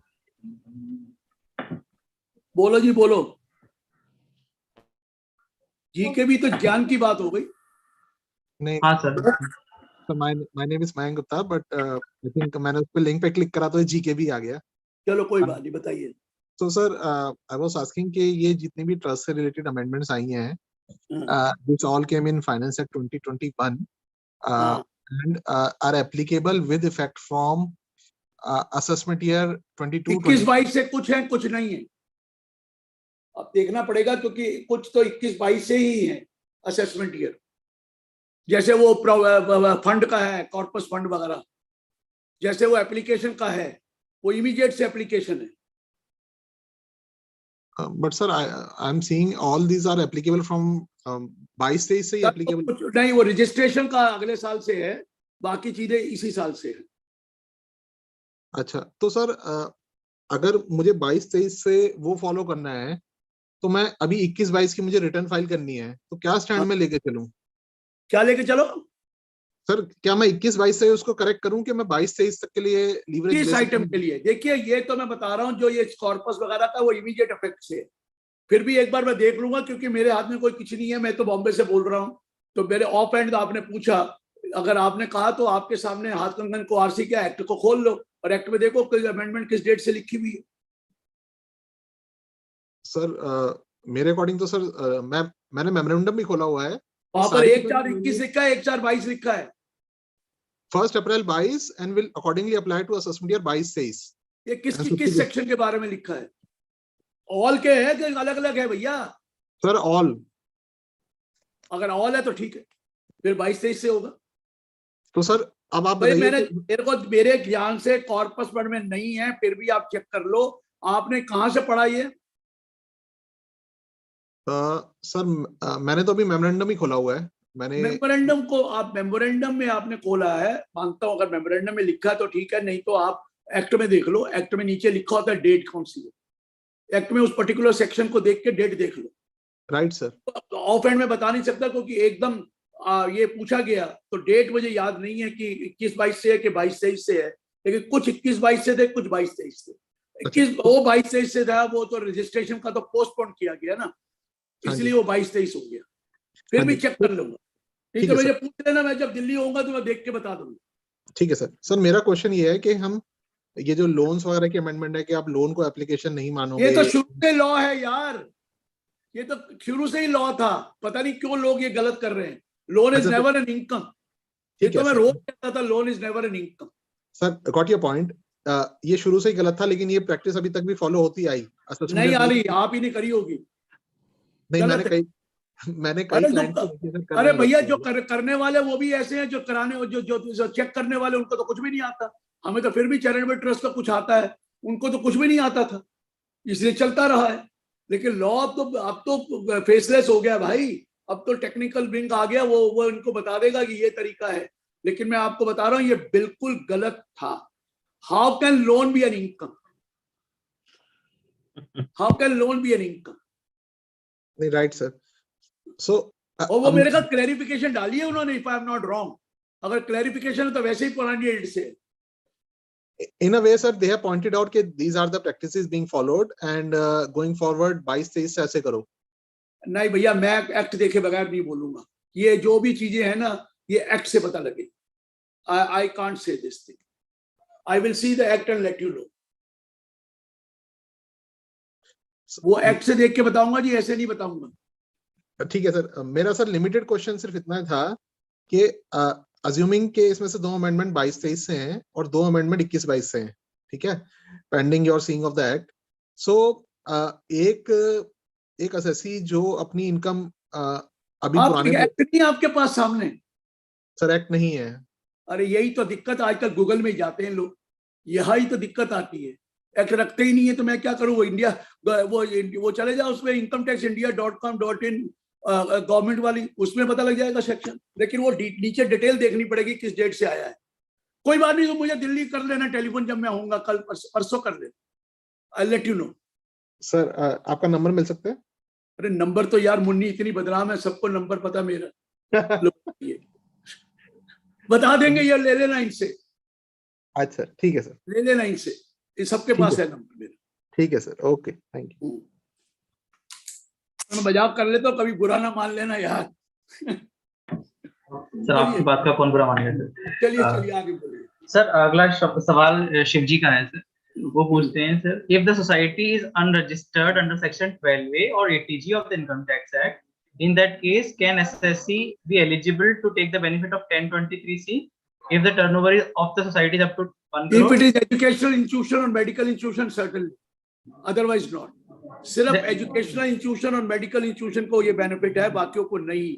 अगर कोई और ऑब्जेक्ट है फिर नहीं करेंगे। और then how to take the benefit of expenses, वो पूछ रहे हैं किस सेक्शन में सर हम एक्सपेंस? कोई नहीं मिलेगा, पूरा का पूरा टैक्स हो जाएगा 56(2)(10) में ग्रॉस रिसीट, खर्चा 1 रुपए का भी नहीं मिलेगा सर। वो तो बता रहा हूँ, ये 1/4/2017 से लोगों ने देखा ही नहीं उसको। 56(2)(10) में लिखा है, where any person receive from any other person and sum exceeding 50,000 rupees without consideration, तो वो पूरा टैक्सेबल हो जाएगा, चाहे वो मंदिर हो, चाहे गुरुद्वारा हो, चाहे कुछ हो। अगर तो वो स्कूल कॉलेज है और वो 5 करोड़ से नीचे है या 1 करोड़ से नीचे है, उनके लिए ठीक है। ठीक है सर, अगला सवाल सीए कुलदीप कोरी जी का है, वो पूछते हैं sir, can capital gain income of registered trust be donated to another similar trust for making? Capital gain income ही होती है भैया, ये भी इनकम है। 11(1) में इसको भी इनकम मानते हैं, और करंट इनकम को आप डोनेट कर सकते हो to any other trust which is registered. Register को ही कर सकते हो, अनरजिस्टर्ड को नहीं कर सकते। ठीक है, दे सकते हैं, वो सरप्लस आप डोनेट कर सकते हो किसी और को। करंट इनकम डोनेट कर सकते हो, एक्यूमुलेटेड इनकम नहीं कर सकते। जो प्रॉफिट है वो करंट इनकम, जो बेसिक अमाउंट है वो करंट इनकम नहीं है। बेसिक अमाउंट को नहीं कर सकते, जो शुरू में खर्च किया था, जो उससे ऊपर सरप्लस आया वो आप जरूर कर सकते हैं एप्लीकेशन। सर अगला सवाल एम मिश्रा जी का है, वो कहते हैं, पूछते हैं sir, interest on corpus fund can be considered as application? Question mark.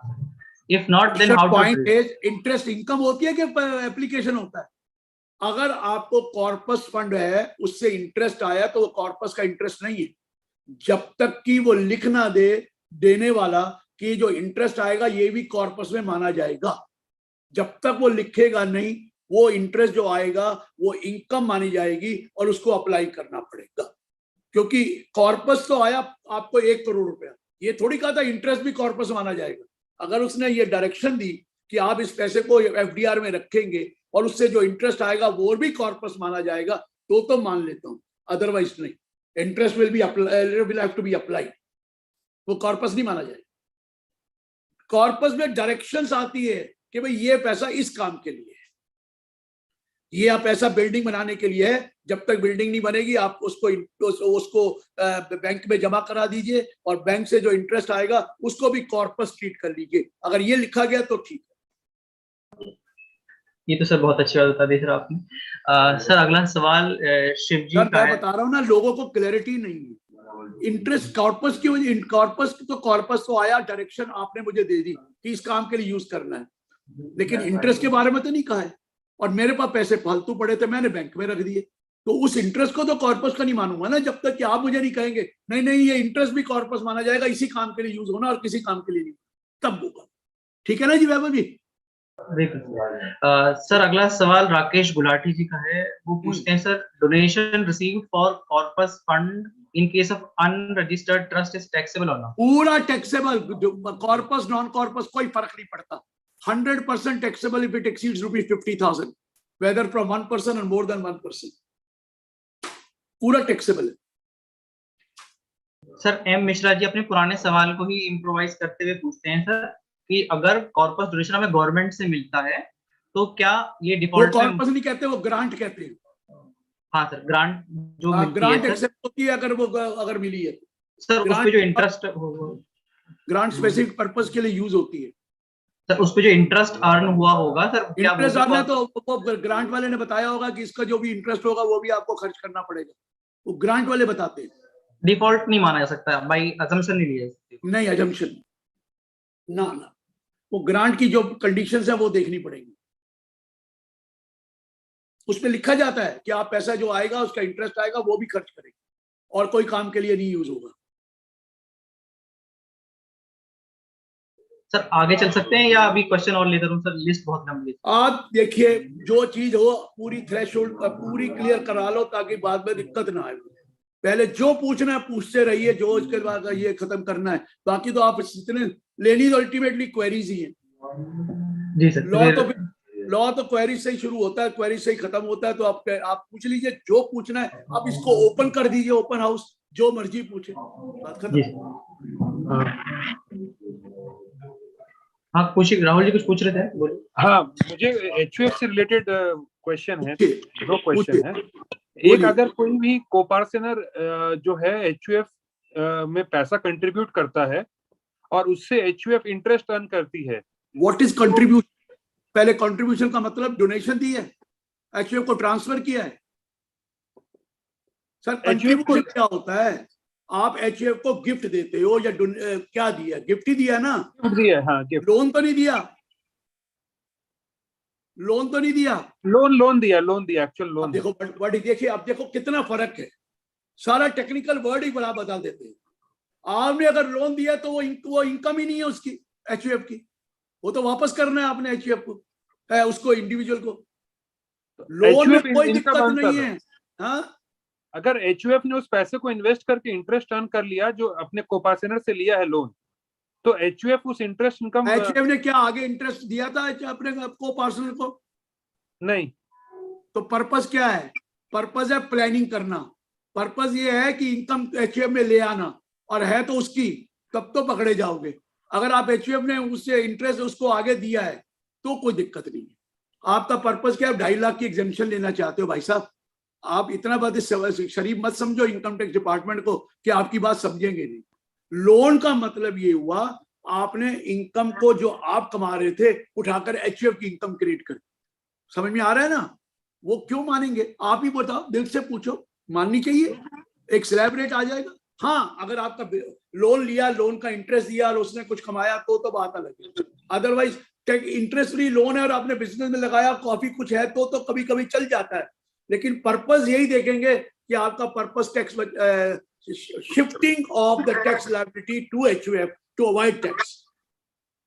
ठीक है, गार्ड 3 करोड़ के ऊपर लगता है, लेकिन ये छोटी छोटी चीजें भी पकड़ी जाती है कई बार। अच्छा, और सर जैसे कोई अगर मान लीजिए जो मेन करता है एचयूएफ का, उसका डेथ हो जाता है, तो क्या प्लानिंग करनी चाहिए? मतलब king is dead, long live the king. राजा मर गया, फिर राजा दूसरा पैदा हो जाता है, तो यहाँ पर एक कर्ता मर गया, दूसरा कर्ता बन जाएगा जो को-पार्टनर है वहां पर, एल्डेस्ट चाइल्ड। वो तो ये कभी मरती नहीं है एचयूएफ। या तो उसका पार्टीशन कर दो, खत्म कर दो, सब कुछ बांट लो, नहीं तो एचयूएफ चलती रहेगी। उसमें कम से कम एक को-पार्टनर और एक मेंबर है तो एचयूएफ बंद नहीं होती। तो sir how the HUF will earn income, जो जैसा बता रहे थे हमको, अगर टैक्स प्लानिंग करनी है तो एचयूएफ, यही तो टैक्स प्लानिंग का काम है। पहले एचयूएफ के पैसे आए कहां से, ये तो बता दो, कहां से आते हैं? मेंबर और को-पार्टनर ही देते हैं। को-पार्टनर देंगे तो क्लबिंग हो जाएगी 64(2) में। अगर आपने अगर गिफ्ट दिया अपने एचयूएफ को तो अलाउड है, लेकिन उससे जो इनकम आएगी वो क्लब हो जाएगी 64(2) में। समझ में आ रही है जी? ओके। हाँ, एचयूएफ बनती 2 तरीके से है, या तो विल से आपको कुछ मिल जाए एचयूएफ को, और विल में रिसाइटल होना चाहिए, या गिफ्ट लेकर किसी भी अदर देन मेंबर से ले लो। अदर देन मेंबर से ले लो, 50,000 से ऊपर होगा तो टैक्सेबल है। लेकिन पहली बार एचयूएफ बनाई है तो 2.5 लाख तक भी माफ है। ओके। गिफ्ट तो किसी से भी ले सकते हो, लेकिन गिफ्ट जेन्युइन होनी चाहिए। हमारे यहाँ प्रैक्टिकली कुछ ज्यादा रेलेवेंस रहा गिफ्ट, हमारे यहाँ गिफ्ट दी नहीं जाती, ली जाती है, ये भी ध्यान रखना। अगर गिफ्ट जेन्युइन ना अप्रूव हुई तो 78% टैक्स लग जाएगा। ओके, जेन्युइन गिफ्ट ले लो, मैं दे दूं आपको, आप मुझे दे दो, अगर जेन्युइन है तो ठीक है, मैं टैक्स देने को तैयार हूं। लेकिन पहली बार मैंने एचयूए बनाई है, 2.5 लाख तो माफी है। अब मैं तो 2,51,000 की गिफ्ट लूंगा, 52 रुपए टैक्स भी दे दूंगा, 2-2.5 लाख माफ करा के। Okay, thank you. Thank you. और बोलिए सर। शिव जी हैंड रेज कर रहे हैं सर, क्या शिव जी को अनम्यूट कर दूं सर? अब तो आवाज नहीं आ रही, गड़बड़ हो गई थोड़ी। बोलिए बोलिए।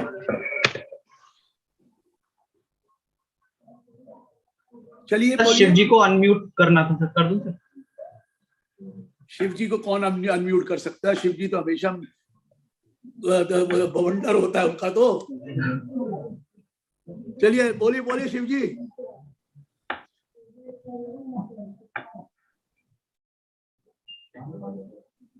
सर वो अनम्यूट नहीं हो पा रहे, हो गए। हेलो, बोलिए sir. Good evening. Good evening ji. Sir मैंने अभी क्वेश्चन पूछा था, तो ये सोसाइटी है, ट्रेनिंग इंस्टीट्यूट चलाती है, कौशल विकास जो सेंटर चलता है, ट्रेनिंग इंस्टीट्यूट। ये ट्रेनिंग इंस्टीट्यूट को एजुकेशन नहीं है। एजुकेशन में नहीं आएगा सर? ना, ये एजुकेशन में नहीं आएगा। एजुकेशन वो होती है जो कुछ पर्टिकुलर डिग्री, कोई कोर्स हो, ये सब कुछ ऐसा ही है, नाटक है। बट सर ये गवर्नमेंट की तरफ से सर्टिफिकेट तो प्रोवाइड करते हैं। ग्रांट है ना, फिर तो ग्रांट लो गवर्नमेंट से, बाहर से लोगे तो सर्टिफिकेट से क्या होता है? Training institute is it regular conducting some courses? Sir इनको जो पैसा आता है वो गवर्नमेंट से ही आता है, गवर्नमेंट के बिहाफ पे ही आता है। तो हो गई, ग्रांट है तो फिर तो मैं मना ही नहीं कर रहा, ये तो माफ है उनको। जी जी, ग्रांट खर्च कर देंगे, खत्म हो जाएगा। हाँ हाँ। ये तो सोसाइटी फॉर एडवेंचरस स्पोर्ट्स कोई एक हैदराबाद जजमेंट है, हैदराबाद की ट्राइब्यूनल की 2 जजमेंट हैं कि जो ग्रांट आती है और ग्रांट खर्च किया जाए वो इनकम नहीं मानी जाती। मैं नाम नहीं इसको याद है, लेकिन है।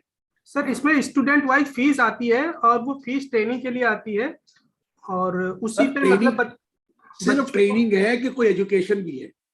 केवल ट्रेनिंग देते हैं और एक सर्टिफिकेट भी देते हैं। सोसाइटी है? हाँ, मतलब सोसाइटी है सर। तो 12A क्यों नहीं लिया हुआ आपने? सर 12A अभी कराया नहीं है, 4-5 साल से चल रही है। नहीं कराया तो गलती आपकी है, वो थोड़ी मानेंगे। 12A तो रूल है इसके लिए कराना। हाँ बिल्कुल। अच्छा काम कर रहे हैं तो, लेकिन 12A तो रजिस्टर कराइए ना। अभी हमारे पास रिसेंटली आया तो हमने उनको सजेस्ट भी किया है सर। हाँ तो करिए, तो ठीक है, करवा लीजिए। अब जो होगा पीछे देखेंगे, करवाइए। सर इसमें 21 का जो जाना है वो कैसे करेंगे सर? मार्च 21 का। सर फीस को फिर कमर्शियल भेज दीजिए ना, कमर्शियल इंस्टीट्यूट है, उसमें तो खर्चा अलाउ हो जाएगा। फॉर्म 5 भर के। फॉर्म 5 भर के? हाँ, उसमें खर्चा क्लेम करके बैलेंस ले लो। फीस का तो माफ हो जाएगा। फीस जो आई वो इनकम दे दो, वो माफ हो जाएगा। ठीक है और सर इसमें अगर हमें मान लो ना कमर्शियल ट्रेनिंग इंस्टीट्यूट। सर इसमें इसी सोसाइटी में वर्क ऑर्डर गवर्नमेंट की तरफ से तो वर्क ऑर्डर मिल गया है कि आपको इस मतलब इतने की ट्रेनिंग देनी है इतने स्टूडेंट को। सर गवर्नमेंट को इनकम टैक्स से क्या लेना देना? नहीं सर, वो मतलब मिल गया है, टेंडर दे दिया है कि आपको एक ट्रेनिंग देना है और सब कुछ हो गया। लेकिन अभी ग्रांट को जो मिला, ग्रांट को ग्रांट में ही खर्च कर दे तो वो कम नहीं मानी जाती। नहीं तो क्या उसमें लूट होता है कि अगर ये ग्रांट दी गई, अगर नहीं खर्च करोगे तो वापस देना पड़ेगा। देखिए हम इनका सर वर्क ऑर्डर के बेसिस पे टर्नओवर हाइक कर सकते हैं। उसका अलग रखिए ना कि ये आया, ये हमने खर्च कर दिया उसके बदले। जी जी जी आया नहीं है सर, लेकिन अभी आया नहीं है, केवल हमें मिल गया है, काम मिल गया है कि ये ट्रेनिंग। सर अप्रूवल ले लीजिए 12A में, बाद में दिक्कत आएगी आपको, मैं बता रहा हूँ। ठीक है सर, ठीक है, ओके, थैंक यू सर।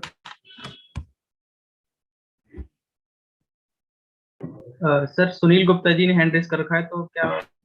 बोलिए बोलिए बोलिए, जो भी बोलना है। 4-5 ही लोग बार बार पूछ रहे हैं। सुनील जी नमस्कार। बोलिए सर नमस्कार। नमस्कार सर जैसे donation 12A registered trust society के पास विद द इंस्ट्रक्शन आ रही है कि बिल्डिंग बनाने के लिए है, कॉर्पस है वो, कॉर्पस है। Will it be treated as corpus? Yes, उसमें लिखा जाएगा this is only for building, direction should come from the donor. या आप नहीं लिख सकते। आप ये लोग इतना क्या करते हैं, एक रसीद छपा लेते हैं, उसमें लिखता है कॉर्पस फंड, वो नहीं माना जाएगा, क्योंकि आप रसीद छपा ले, उसको क्या पता डोनर को क्या चीज है। ये कॉर्पस क्या होता है, नॉन कॉर्पस क्या हुआ, यही तो किया था बालाजी वालों ने, तिरुपति वालों ने। हुंडी के आगे लिखता है कॉर्पस, और सभी दान देते हैं, कहते हैं ये कॉर्पस कहाँ से हो गया भाई? Direction should come from the donor. Donor कहे मैं कॉर्पस के लिए दे रहा हूँ तो ठीक है सर। अगर वो वर्ड लिटरली तो आप अपनी मर्जी से नहीं कर सकते sir, literally word corpus use नहीं कर रहा है, डायरेक्शन उसका है। अरे एक ही बात है, दो तरह के कॉर्पस होते हैं, एक जनरल कॉर्पस, एक specific corpus. Specific corpus specific purpose के लिए होता है, जनरल कॉर्पस किसी के लिए भी होता है, लेकिन वो लिखा जाएगा कि मैं आपको बिल्डिंग के लिए दे रहा हूँ।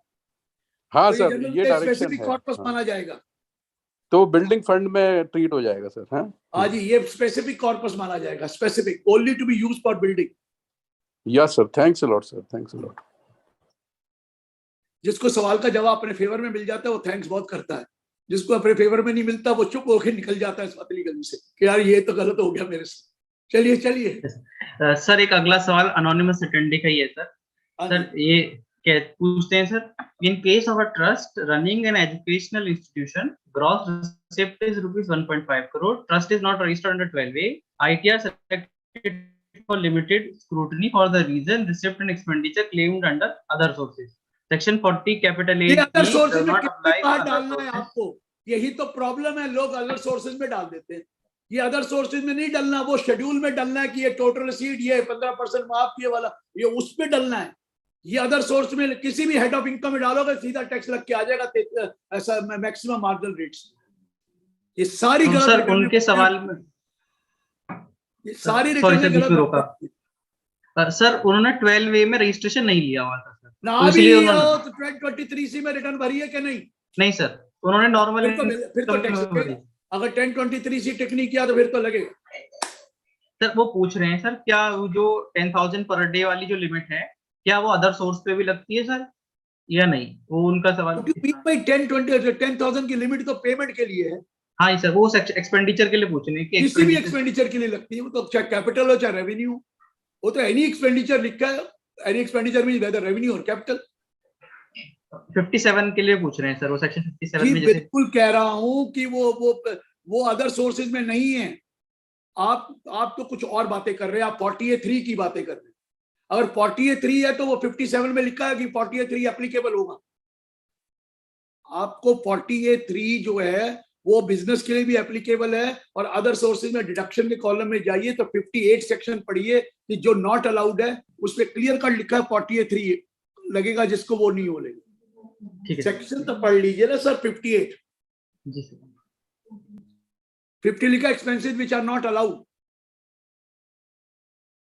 है। किसी के पास एक्ट यहाँ पर? सर वो गूगल बाबा वाला ही है।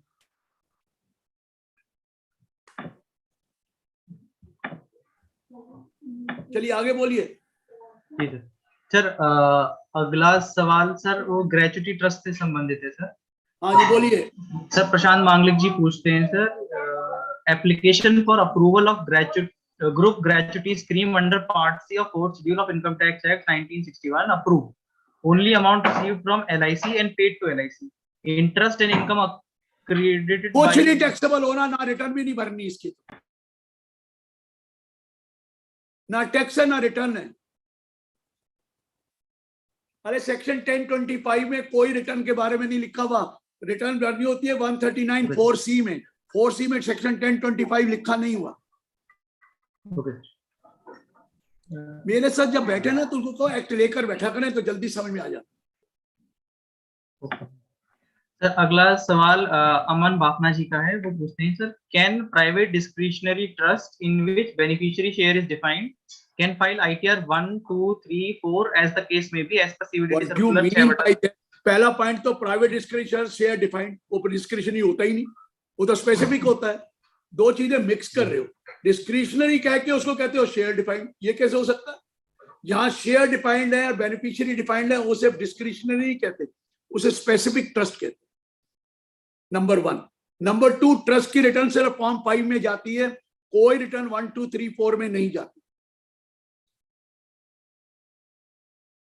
समझ आ गया सर? हाँ जी सर, बिल्कुल सर। सर अगला सवाल CA सुरेश गोयल जी का है सर, वो पूछते हैं sir, a professional doing business in futures and options to filed income tax return for AY 1920 and 2021 declaring business income under the head under section 44 AD and professional income under section 44 ADA. Turnover within limits of respective section. For EY 21-22, his turnover in futures is 1.1 crores and professional receipt is 30 lakhs.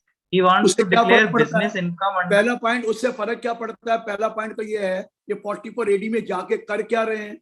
वहां तो minimum 8% है, अगर actual ज्यादा है तो ज्यादा दिखाना पड़ेगा। मेरे को तो समझ नहीं आई थी, फ्यूचर ऑप्शन में तो एक्चुअल इनकम पता है आपको, वहां तो खर्च कौन से क्लेम कर लोगे? अरे मेरे भैया मिनिमम 8 है, ज्यादा है तो ज्यादा दिखाना पड़ेगा, ये कभी सोच मत लेना। इसके लिए तो सीधी बैलेंस शीट बनाओ, है क्या इसमें? इसमें तो प्रॉफिट एंड लॉस सीधा ही नजर आता है, ये इसकी इनकम है, ये इसके खर्च, ये वो इसके एक्सपेंस, तो वो लो। बाकी 44 AD में जाए, मैं मना नहीं कर रहा है। सर उनका सवाल था कि लास्ट टाइम हमने जैसे 44 AD ले लिया, ये पहली बार तो इंस्टीट्यूट ने अलाउ किया है फ्यूचर ऑप्शन करना, पहले तो कोई करता ही नहीं था अलाउड। अरे भैया पहले तो कोई बिजनेस इनकम दिखा ही नहीं सकता था सीए, ये तो इंस्टीट्यूट ने अभी अलाउ कर दिया है कि आप उसको मान सकते हैं फ्यूचर ऑप्शन को, नहीं तो पहले दिखाता था लाइसेंस वो कैंसिल हो जाती उसकी अपनी सीए की प्रैक्टिस, अब तो अलाउ कर दिया इंस्टीट्यूट। सर उनको ऑडिट कराने की जरूरत नहीं है, वो पूछ रहे हैं सर क्योंकि सर देखिए 2 करोड़ से नीचे ऑडिट की जरूरत नहीं होती है, लेकिन 8% मिनिमम है। अगर उसको 12% की आमदनी है तो 12 दिखाना पड़ेगा, 15 की आमदनी है तो 15 दिखाना पड़ेगा, अगर 8 से कम है तो 8 दिखाना है। ये लोग ये समझ नहीं रहे ना, 8 से कम है तो 8 दिखाना है, 8 से ज्यादा तो ज्यादा दिखाना है। ये चीजें लोगों के दिमाग में एक गलत फहमी है कि 8 दिखा दो चाहे 50% कमा लो, ऐसा कुछ नहीं, ऐसा कुछ नहीं, ये पहले बता दूं। सर अगला सवाल दिग्विजय सिंह जी का है, वो पूछते हैं sir, is it required to renew exemption available to employ PF fund, gratuity fund, pension fund? No no no, not at all, कहीं नहीं लिखा, नहीं है। ठीक है सर। अगला सवाल बीएस माथुर जी का है, वो पूछते हैं sir, respected sir, donation asked by Patanjali for members और corporate members is taxable in the hands of trust or not? दोबारा बोलिए क्योंकि लाइन कट गई थी बीच में, दोबारा क्वेश्चन पूछिए।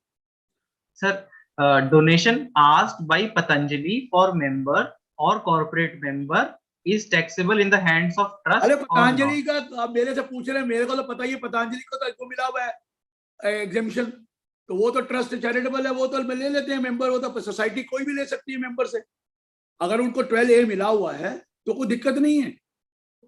अरे सोसाइटी रजिस्टर्ड है पतंजलि और उसको 12A ले रखा है, इसलिए जो भी वो मेंबरशिप का पैसा लेते हैं पूरा माफ है। मेरे से पूछ रहे हैं, उनको पता है ना कि मैं वहां से कनेक्टेड हूँ। चलिए सर अगला सवाल सीए विकास जौहरी जी का है, पूछते हैं whether form 10B can be revised after filing earlier? अभी तक सिस्टम नहीं है, लेकिन अगर आप रिटर्न रिवाइज करेंगे तो फॉर्म 10B भी रिवाइज हो जाता है। सर मेरा एक सवाल और था इसी से संबंधित।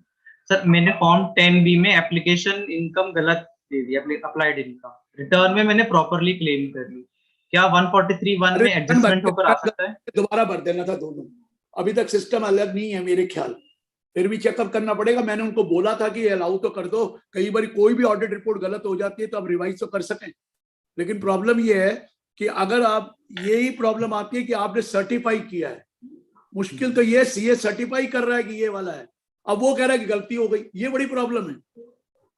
तो अभी तो वो कह रहे थे, मैंने नहीं अभी अलाउ किया नहीं किया, मुझे, मैं आई कांट से रिटर्न वाले में अभी तक कोई सिस्टम तो नहीं है रिवाइज करने। सर वो एडजस्टमेंट होकर तो नहीं आएगा 143(1) में, अगर ये आ सकता है? सर एक्शन तो आ जाएगा सीए के ऊपर, ये तुमने कैसे कर दिया रिटर्न, उन्हें रिटर्न तो आप भरते नहीं हो, रिटर्न तो भरता है क्लाइंट, वो तो एसएससी भरता है, आप थोड़ी भरते हो, लेकिन रिटर्न वो, ये तो सर्टिफाई आपने किया है, ये प्रॉब्लम आती है।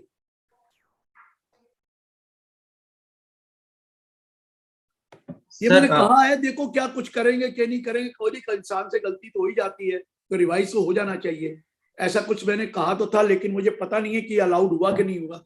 I'll have to check up. Somebody will have to tell जो रिटर्न भरता है, मैं रिटर्न भरता नहीं, इसलिए मुझे आइडिया नहीं है इस बार, लेकिन रिक्वेस्ट तो जरूर करी गई। सर नेहा तिरतिया पूछती है, sir FPO can get registered under ETG and FCRA? दोबारा बोलिए sir, FPOs can get registered under ETG and FCRA? मैं समझा नहीं, एफटीओ क्या है? पता नहीं सर एफपीओ क्या है। मेरे को इतनी अंग्रेजी नहीं आती, जरा उनसे पूछ लीजिए एफटीओ को सर एलोबरेट कर दे। तिवारी जी कुछ बोल रहे हैं। फार्म प्रोड्यूसर ऑर्गेनाइजेशन सर, जो फार्मर्स का प्रोड्यूसर ऑर्गेनाइजेशन है सर, वो ट्रस्ट और सोसाइटी में नहीं आता, वो कंपनीज में रजिस्टर्ड होता, नॉर्मल कंपनी एक्ट में। सेक्शन 8 में आता है? नहीं आता सर। फिर कहां से आ जाएगा? 3 ही तो इंस्टीट्यूशन है, सेक्शन 8 कंपनी, नंबर 2 ट्रस्ट, और या तीसरा सोसाइटी रजिस्टर्ड, चौथा कोई नहीं है इसमें। सर उसका पर्पस भी चैरिटेबल नहीं होता है, that is a kind of cooperative हो गया सर। बात ही खत्म, मेरे कोऑपरेटिव में जाए ना, कोऑपरेटिव सोसाइटी में रजिस्टर कराएं। Yes sir. Sir Monika Agarwal ji पूछना चाह रही है, मैं उनको अनरेज कर दूं, मतलब अलाउ कर दूं?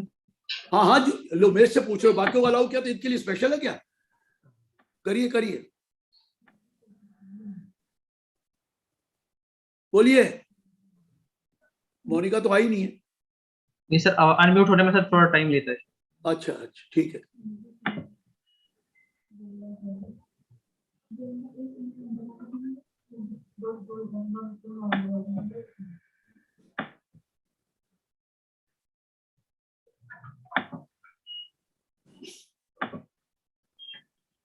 अमित सर आप हैं सर क्या?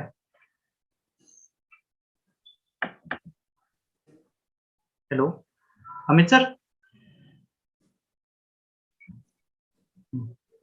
ओके सर, मोनिका जी आप सवाल पूछ सकते हैं। Yeah, good evening, sir. Good evening बेटा, बोलिए।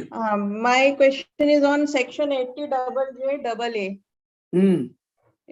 Deductions in employee cost. Connected तो नहीं है? Sorry? पतंजलि से कनेक्टेड तो नहीं है? वहां से अभी भी मेरे को भी वो क्वेरी आई है, मैंने कहा कभी आप उससे पूछ नहीं नहीं, पतंजलि से नहीं है, it is general query regarding. बोलिए बोलिए बोलिए बोलिए बोलिए। इसमें कहते हैं कि आवाज कट गई, आपकी आवाज नहीं आ रही है। We have to check the number of employees at the and if there is an increase in the number of employees, then only the deduction will be allowed. पिछली डेट से लेकर कितने एम्प्लॉय बढ़े पिछली 31 मार्च से? हाँ, suppose 5 employees have increased, but additional employees, eligible employees actually joined the company were 10. ऐसे But कैसे? at the end of and some नहीं, 10 ज्वाइन करे वो नहीं है। 31 मार्च से लेकर अब तक कितने आए? 31 मार्च को क्या डेट कितने थे और इस साल कितने आए? 31 मार्च 21 में सपोज 20 एम्प्लॉइज थे और अभी 25 हो गए 22 में। तो 5 ही तो बढ़े।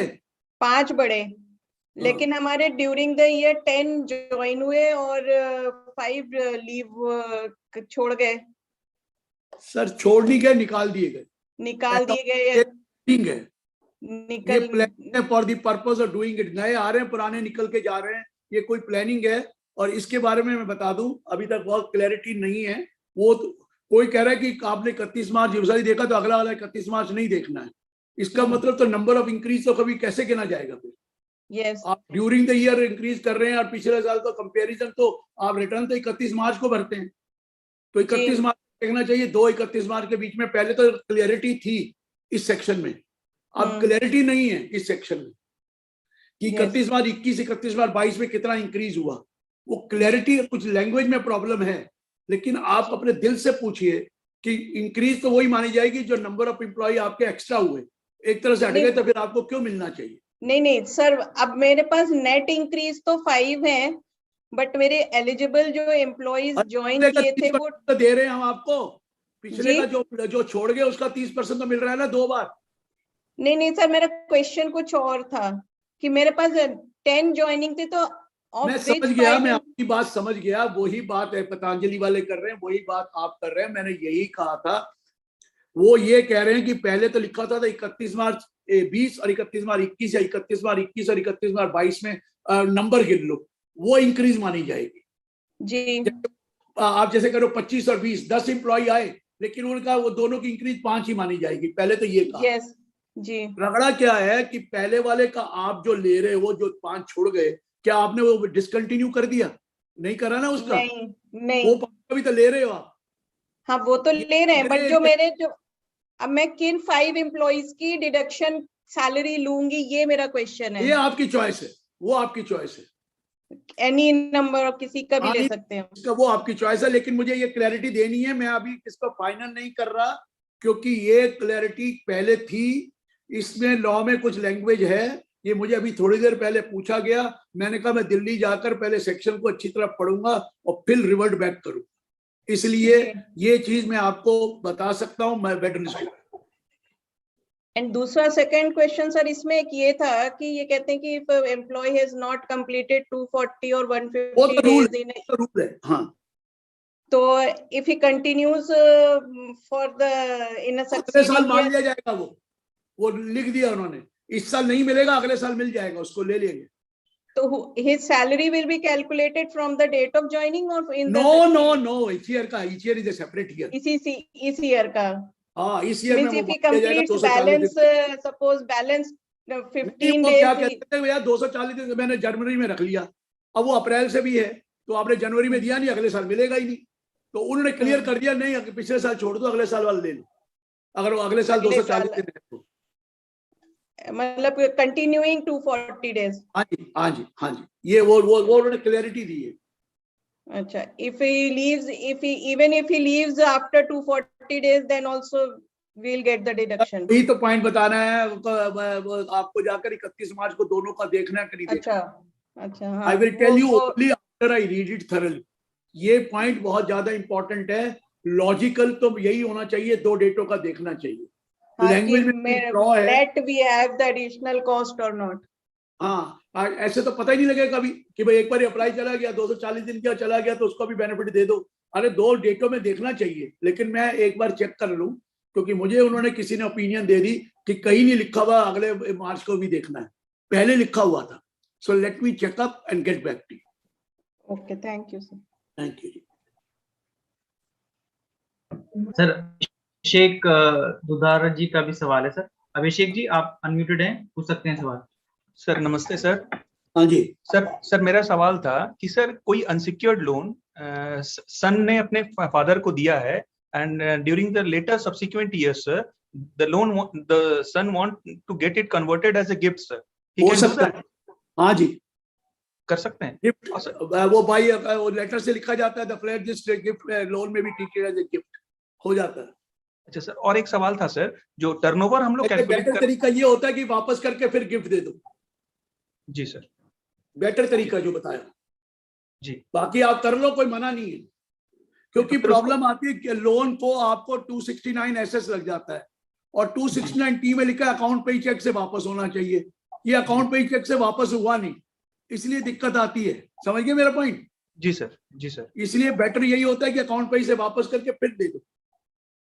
जी सर, क्योंकि प्रॉब्लम वो 269 टी की प्रॉब्लम है, पर टी में जरा थोड़ा सा ये है कि अकाउंट पे ही चेक से वापस होना चाहिए लोन। ये लोन वापस नहीं हुआ, गिफ्ट में कन्वर्ट हो गया है, इसलिए थोड़ी सी डिफॉल्ट आ जाता है, ये कह रहा हूँ। सर इसमें एक सवाल और था सर कि सर जो टर्नओवर हम लोग कैलकुलेट करते हैं for the purpose of income tax sir, तो whether it is inclusive of the indirect taxes sir? आपके अकाउंट कैसे बने हुए हैं? अगर जीएसटी आपने सेपरेट कलेक्ट किया है और सेपरेट अकाउंट में रखा है तो नहीं लेना, तो नहीं लेना। अगर आपने इंक्लूसिव लिया हुआ है सेल तो लेना है। जी सर, जी, thank you sir, thank you. अरे ये वैभव जी 6:30 बजे खत्म कर देना। मैं तो ये तो मैं तो मना कर रहा था, लेकिन जब मैंने प्रॉमिस किया था तो मैं कर रहा हूँ। 6:30 आई वांट, मेरी आगे मीटिंग है 6:30। बिल्कुल सर, बिल्कुल फटाफट कर देते हैं। हाँ जी जी सर। दिग्विजय सिंह को सर मैं सर अनम्यूट करना चाह रहा हूँ। आपकी इतने सवाल ले लेता हूँ मैं सर। एक बोलिए। हाँ बोलिए। Yes sir. Sir Ramesh Chandra ji का सवाल है sir if society does not get registered under section 12A and provide commercial services, so whether audit report required under form 3CV 3CD? अरे यार कौन सा 12B 10B तो तभी चाहिए जब रजिस्टर्ड है। जब रजिस्टर्ड नहीं तो 10B किस बात का हुआ? अरे रजिस्टर्ड है तो 10B चाहिए या 10BB चाहिए, रजिस्टर्ड ही नहीं है तो 10B और 10BB का मतलब क्या है? चैरिटेबल का रजिस्टर्ड वाले को देते हैं एग्जेम्पशन, बाकी को देते नहीं एग्जेम्पशन। उसमें लिखा है if you want to take exemption under 11-12 you must get your accounts audited and audit report submitted. When you are not getting exemption, तो अकाउंट्स ऑडिट की क्या मतलब हुआ? फिर तो आप उसमें जाइए जो नॉर्मल रूट कमर्शियल में सेंस में है। सेक्शन 11 की कंडीशन ही है, यू अकाउंट शुड बी, वो तो जो कंडीशन है 12 में, account should be audited if you want exemption, otherwise exemption will not be given to you.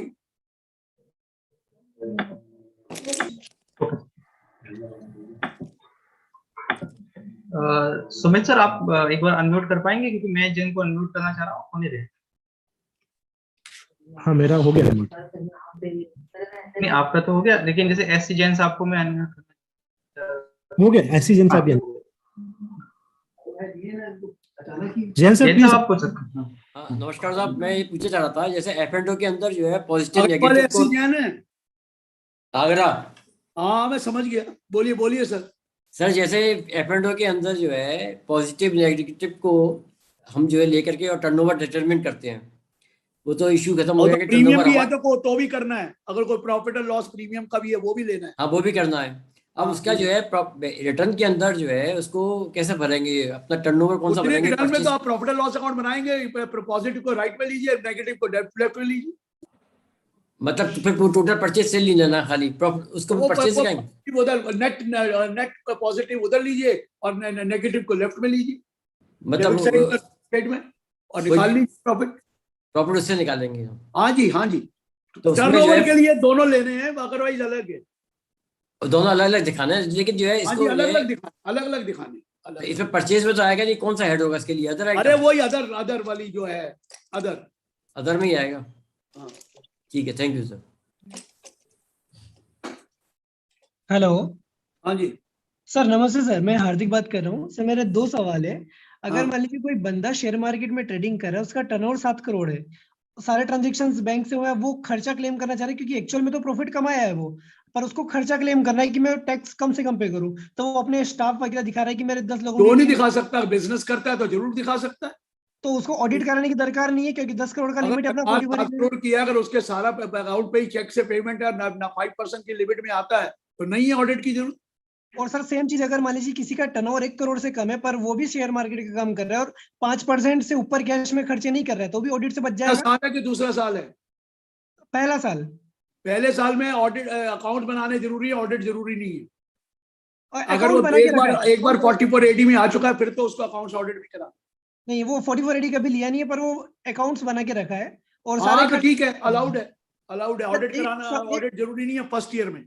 Sir एक सवाल और है, अगर मान लीजिए कोई बंदा इंटरेस्ट दो मांगे तीसरा करो यार, ये कोई फ्री थोड़ी है, दो लोग हैं तो एक फ्री हो जाएगा। चलो पूछो। अरे पूछना यार, मजाक भी करने देना, चल पूछो। सर एक बंदा है जो इंटरेस्ट इनकम अर्न कर रहा है, अनसिक्योर्ड लोन वगैरह से सब दिखाया हुआ है, और वो 4480 में डालना चाह रहा है इंटरेस्ट। जी नहीं, ये बिजनेस नहीं है, अदर सोर्सेस है। आप मनी लेंडिंग का बिजनेस नहीं करते। Okay, you are not allowed to do money lending. Okay sir, thank you so much sir. Thank you. बस ये कर दिया। संजय अग्रवाल जी हैं, Sanjay Agrawal ji. Good evening sir, Sanjay Agrawal this side. हाँ जी। I have a question relating to the depreciation on where the GST input credit has been accumulated. Actually, in a fertilizer company, there is a substantial amount of the input credit in GST credit on account of the. आपने accumulate तो कराया ना sir, आपने surrender थोड़ी किया था। आपने accumulate किया था। Sir, my question is, once it has been accumulated, and in the subsequent year, because of the government subsidy and other way, they are not likely to use the GST credit, accumulated GST credit. कोई system नहीं है, जिस साल का expense होता है उसी साल को लेना है, प्रायर पीरियड हो जाएगा। ये आपने पहले ही डिसीजन लेना था कि एक्यूमुलेट नहीं करना था, तब वो तो बात हो जाती। आप जिस साल ये लिया था बेनिफिट, उसको इनपुट क्रेडिट को मत लेते। आपने इनपुट क्रेडिट लेने के लिए ले लिया, अब आपको नहीं मिल रहा तो आप कहते चित्त में जीता पट तुम हारे, ये तो नहीं होगा सर। पहले डिसाइड कर लीजिए जिस साल की आपको लेना है कि नहीं लेना। Even it is in the plant and machinery.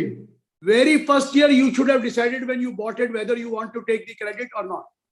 Later on is not a question. In the later year, if the this वो नहीं देंगे डेप्रिसिएशन, उसका कोई परचेज का नहीं है, परचेज ड्यूरिंग द ईयर नहीं है, कॉस्ट लेनी है उस साल जिस साल आपने परचेज किया। ऐसे थोड़ी है, कोई कॉलम ही नहीं है ऐसा कि एडिशन ड्यूरिंग द ईयर है। वहां कॉलम ही नहीं है डेप्रिसिएशन का इनकम टैक्स में, तो लेंगे कैसे? सर तरीका तो बताइए कैसे लोग संजय जी। सर ऐसा है ना कि एक्युमुलेटेड जो जीएसटी के इनपुट कॉलम है देखिए ना क्या है, एफए में तो सर अलाउ है ना, fix return on value during the as on 1 April, addition during the year, और या तो होता है कि वो जो कोई फॉरेन की वजह से करे था उसकी कोई ऐड करते हैं, और तो कोई सिस्टम ही नहीं है, और वो कॉलम ही नहीं है। सर सर्विस टैक्स के रिजीम में अगर एक्युमुलेटेड सर्विस टैक्स का क्रेडिट जो है अगर वो यूज नहीं कर पाए हैं तो उसको कोर्ट ने अलाउ किया है as a expenditure under section 37 की वजह से ले लीजिए सर, अगर सर्विस टैक्स कोर्ट ने अलाउ किया है तो यहाँ भी मिल जाएगा, फिर तो वही लाइन सेम है। लेकिन मैंने आपने कैसे अलाउ किया मुझे बता दो, कॉलम कौन से में डालेंगे? पहले तो जो डेप्रिसिएशन का चार्ट नहीं सर, एक तो है as a revenue expenditure under section 37 जहाँ पे कि सर्विस टैक्स एक्युमुलेटेड हो गया, वो तो इनडायरेक्ट टैक्स का लॉस है ना। अरे यार वो तो चीज और है, जैसे मॉड का बेनिफिट, ये बेनिफिट, उसको आपने खर्चा मान लिया। तो यही तरह यहाँ पे कि अगर डेप्रिसिएशन की बात कर रहे हैं यार आप, डेप्रिसिएशन नहीं हुआ वो। नहीं सर, मैं दोनों ऑप्शन पूछ रहा हूँ। वो ऑप्शन ट्राई कर लीजिए, वो भी कहेगा प्रायर पीरियड है लेकिन वो आपको क्रेडिट नहीं मिला, तो कहीं लिखा है कि उसको आप खर्चा मान सकते हैं? वो कोर्ट ही दे सकता जो हो गया। मैं तो कह रहा रेवेन्यू एक्सपेंडिचर तो है नहीं वो, 37 में तो रेवेन्यू आता है। अब ये कोर्ट के डिसीजन जो होते हैं ना, ये फैक्ट्स देखने पड़ेंगे क्या। जी जी, थैंक यू सर। सर आप जरा बंद करवा दें तो अच्छा है, 6:30 हो रहे हैं सर। वैभव जी कहाँ गए? वैभव जी गायब हो गए, कहते हैं चलो मेरे को कहा था खत्म कर दो। सर वैभव जी का कुछ इंटरनेट वो हो गया है, खत्म करवा दो। Sir good evening sir. 6:30 तक मैं जरूर बोलूंगा। सर नमस्कार सर। नमस्कार जी। तो हाँ, तो आई थिंक आहूजा जी ने सारी जो जितनी भी क्वेरीज अभी रेज हुई है उनको बिल्कुल इस तरीके से लिया है कि सभी मेंबर्स को काफी बेनिफिट हुआ होगा। तो आज आहूजा जी क्योंकि मुंबई में हैं और due to some important meeting, तो दोबारा हम आहूजा जी को कनेक्ट करेंगे कभी ना कभी बाकी सब क्वेरीज के लिए, क्योंकि ये क्वेरीज फिर भी मैंने 1.5 घंटा पूरा लिया है ऐसा। Yes sir. चलो नहीं सर, ये तो क्वेरीज ऐसी है ना, कभी खत्म ही नहीं होंगी। बिल्कुल सही बात है, जब मर्जी पूछिए। Yes sir. तो सीएस फॉर नेशन की तरफ से हमारे बीच में सुमित कुमार बरलिया जी हैं, तो मैं सुमित जी से रिक्वेस्ट करूंगा कि फॉर्मल वोट ऑफ थैंक्स देके सभी का फॉर्मल वोट ऑफ थैंक्स दें आहूजा जी का। Thank you Sumit ji. Thank you, sir. First of all, I would like to thank CA Girish Ahuja, sir. Thank you for such an amazing and spontaneous lecture. I also would like to thank each and every attendees on behalf of Gyan Ki Baat and CA for Nation. Because of your presence, we are pushed to work better. Thank you everyone and have a nice day. मैं दोनों speaker Avinash Gupta जी को भी मैं thank you कहूंगा कि last moment में जब आहूजा जी नहीं थे तो उन्होंने हमें इसमें बीच में अपना टाइम दिया on a very short notice. नहीं होता तो मैं वहां से एयरपोर्ट से शुरू हो जाता, तो इसलिए मैंने यहाँ आकर किया है। तो अविनाश जी और डॉक्टर गिरीश आहूजा जी, हमारे गुरु जी का, दोनों का बहुत बहुत धन्यवाद। Thank you all the attendees. Thank you very much. Take care.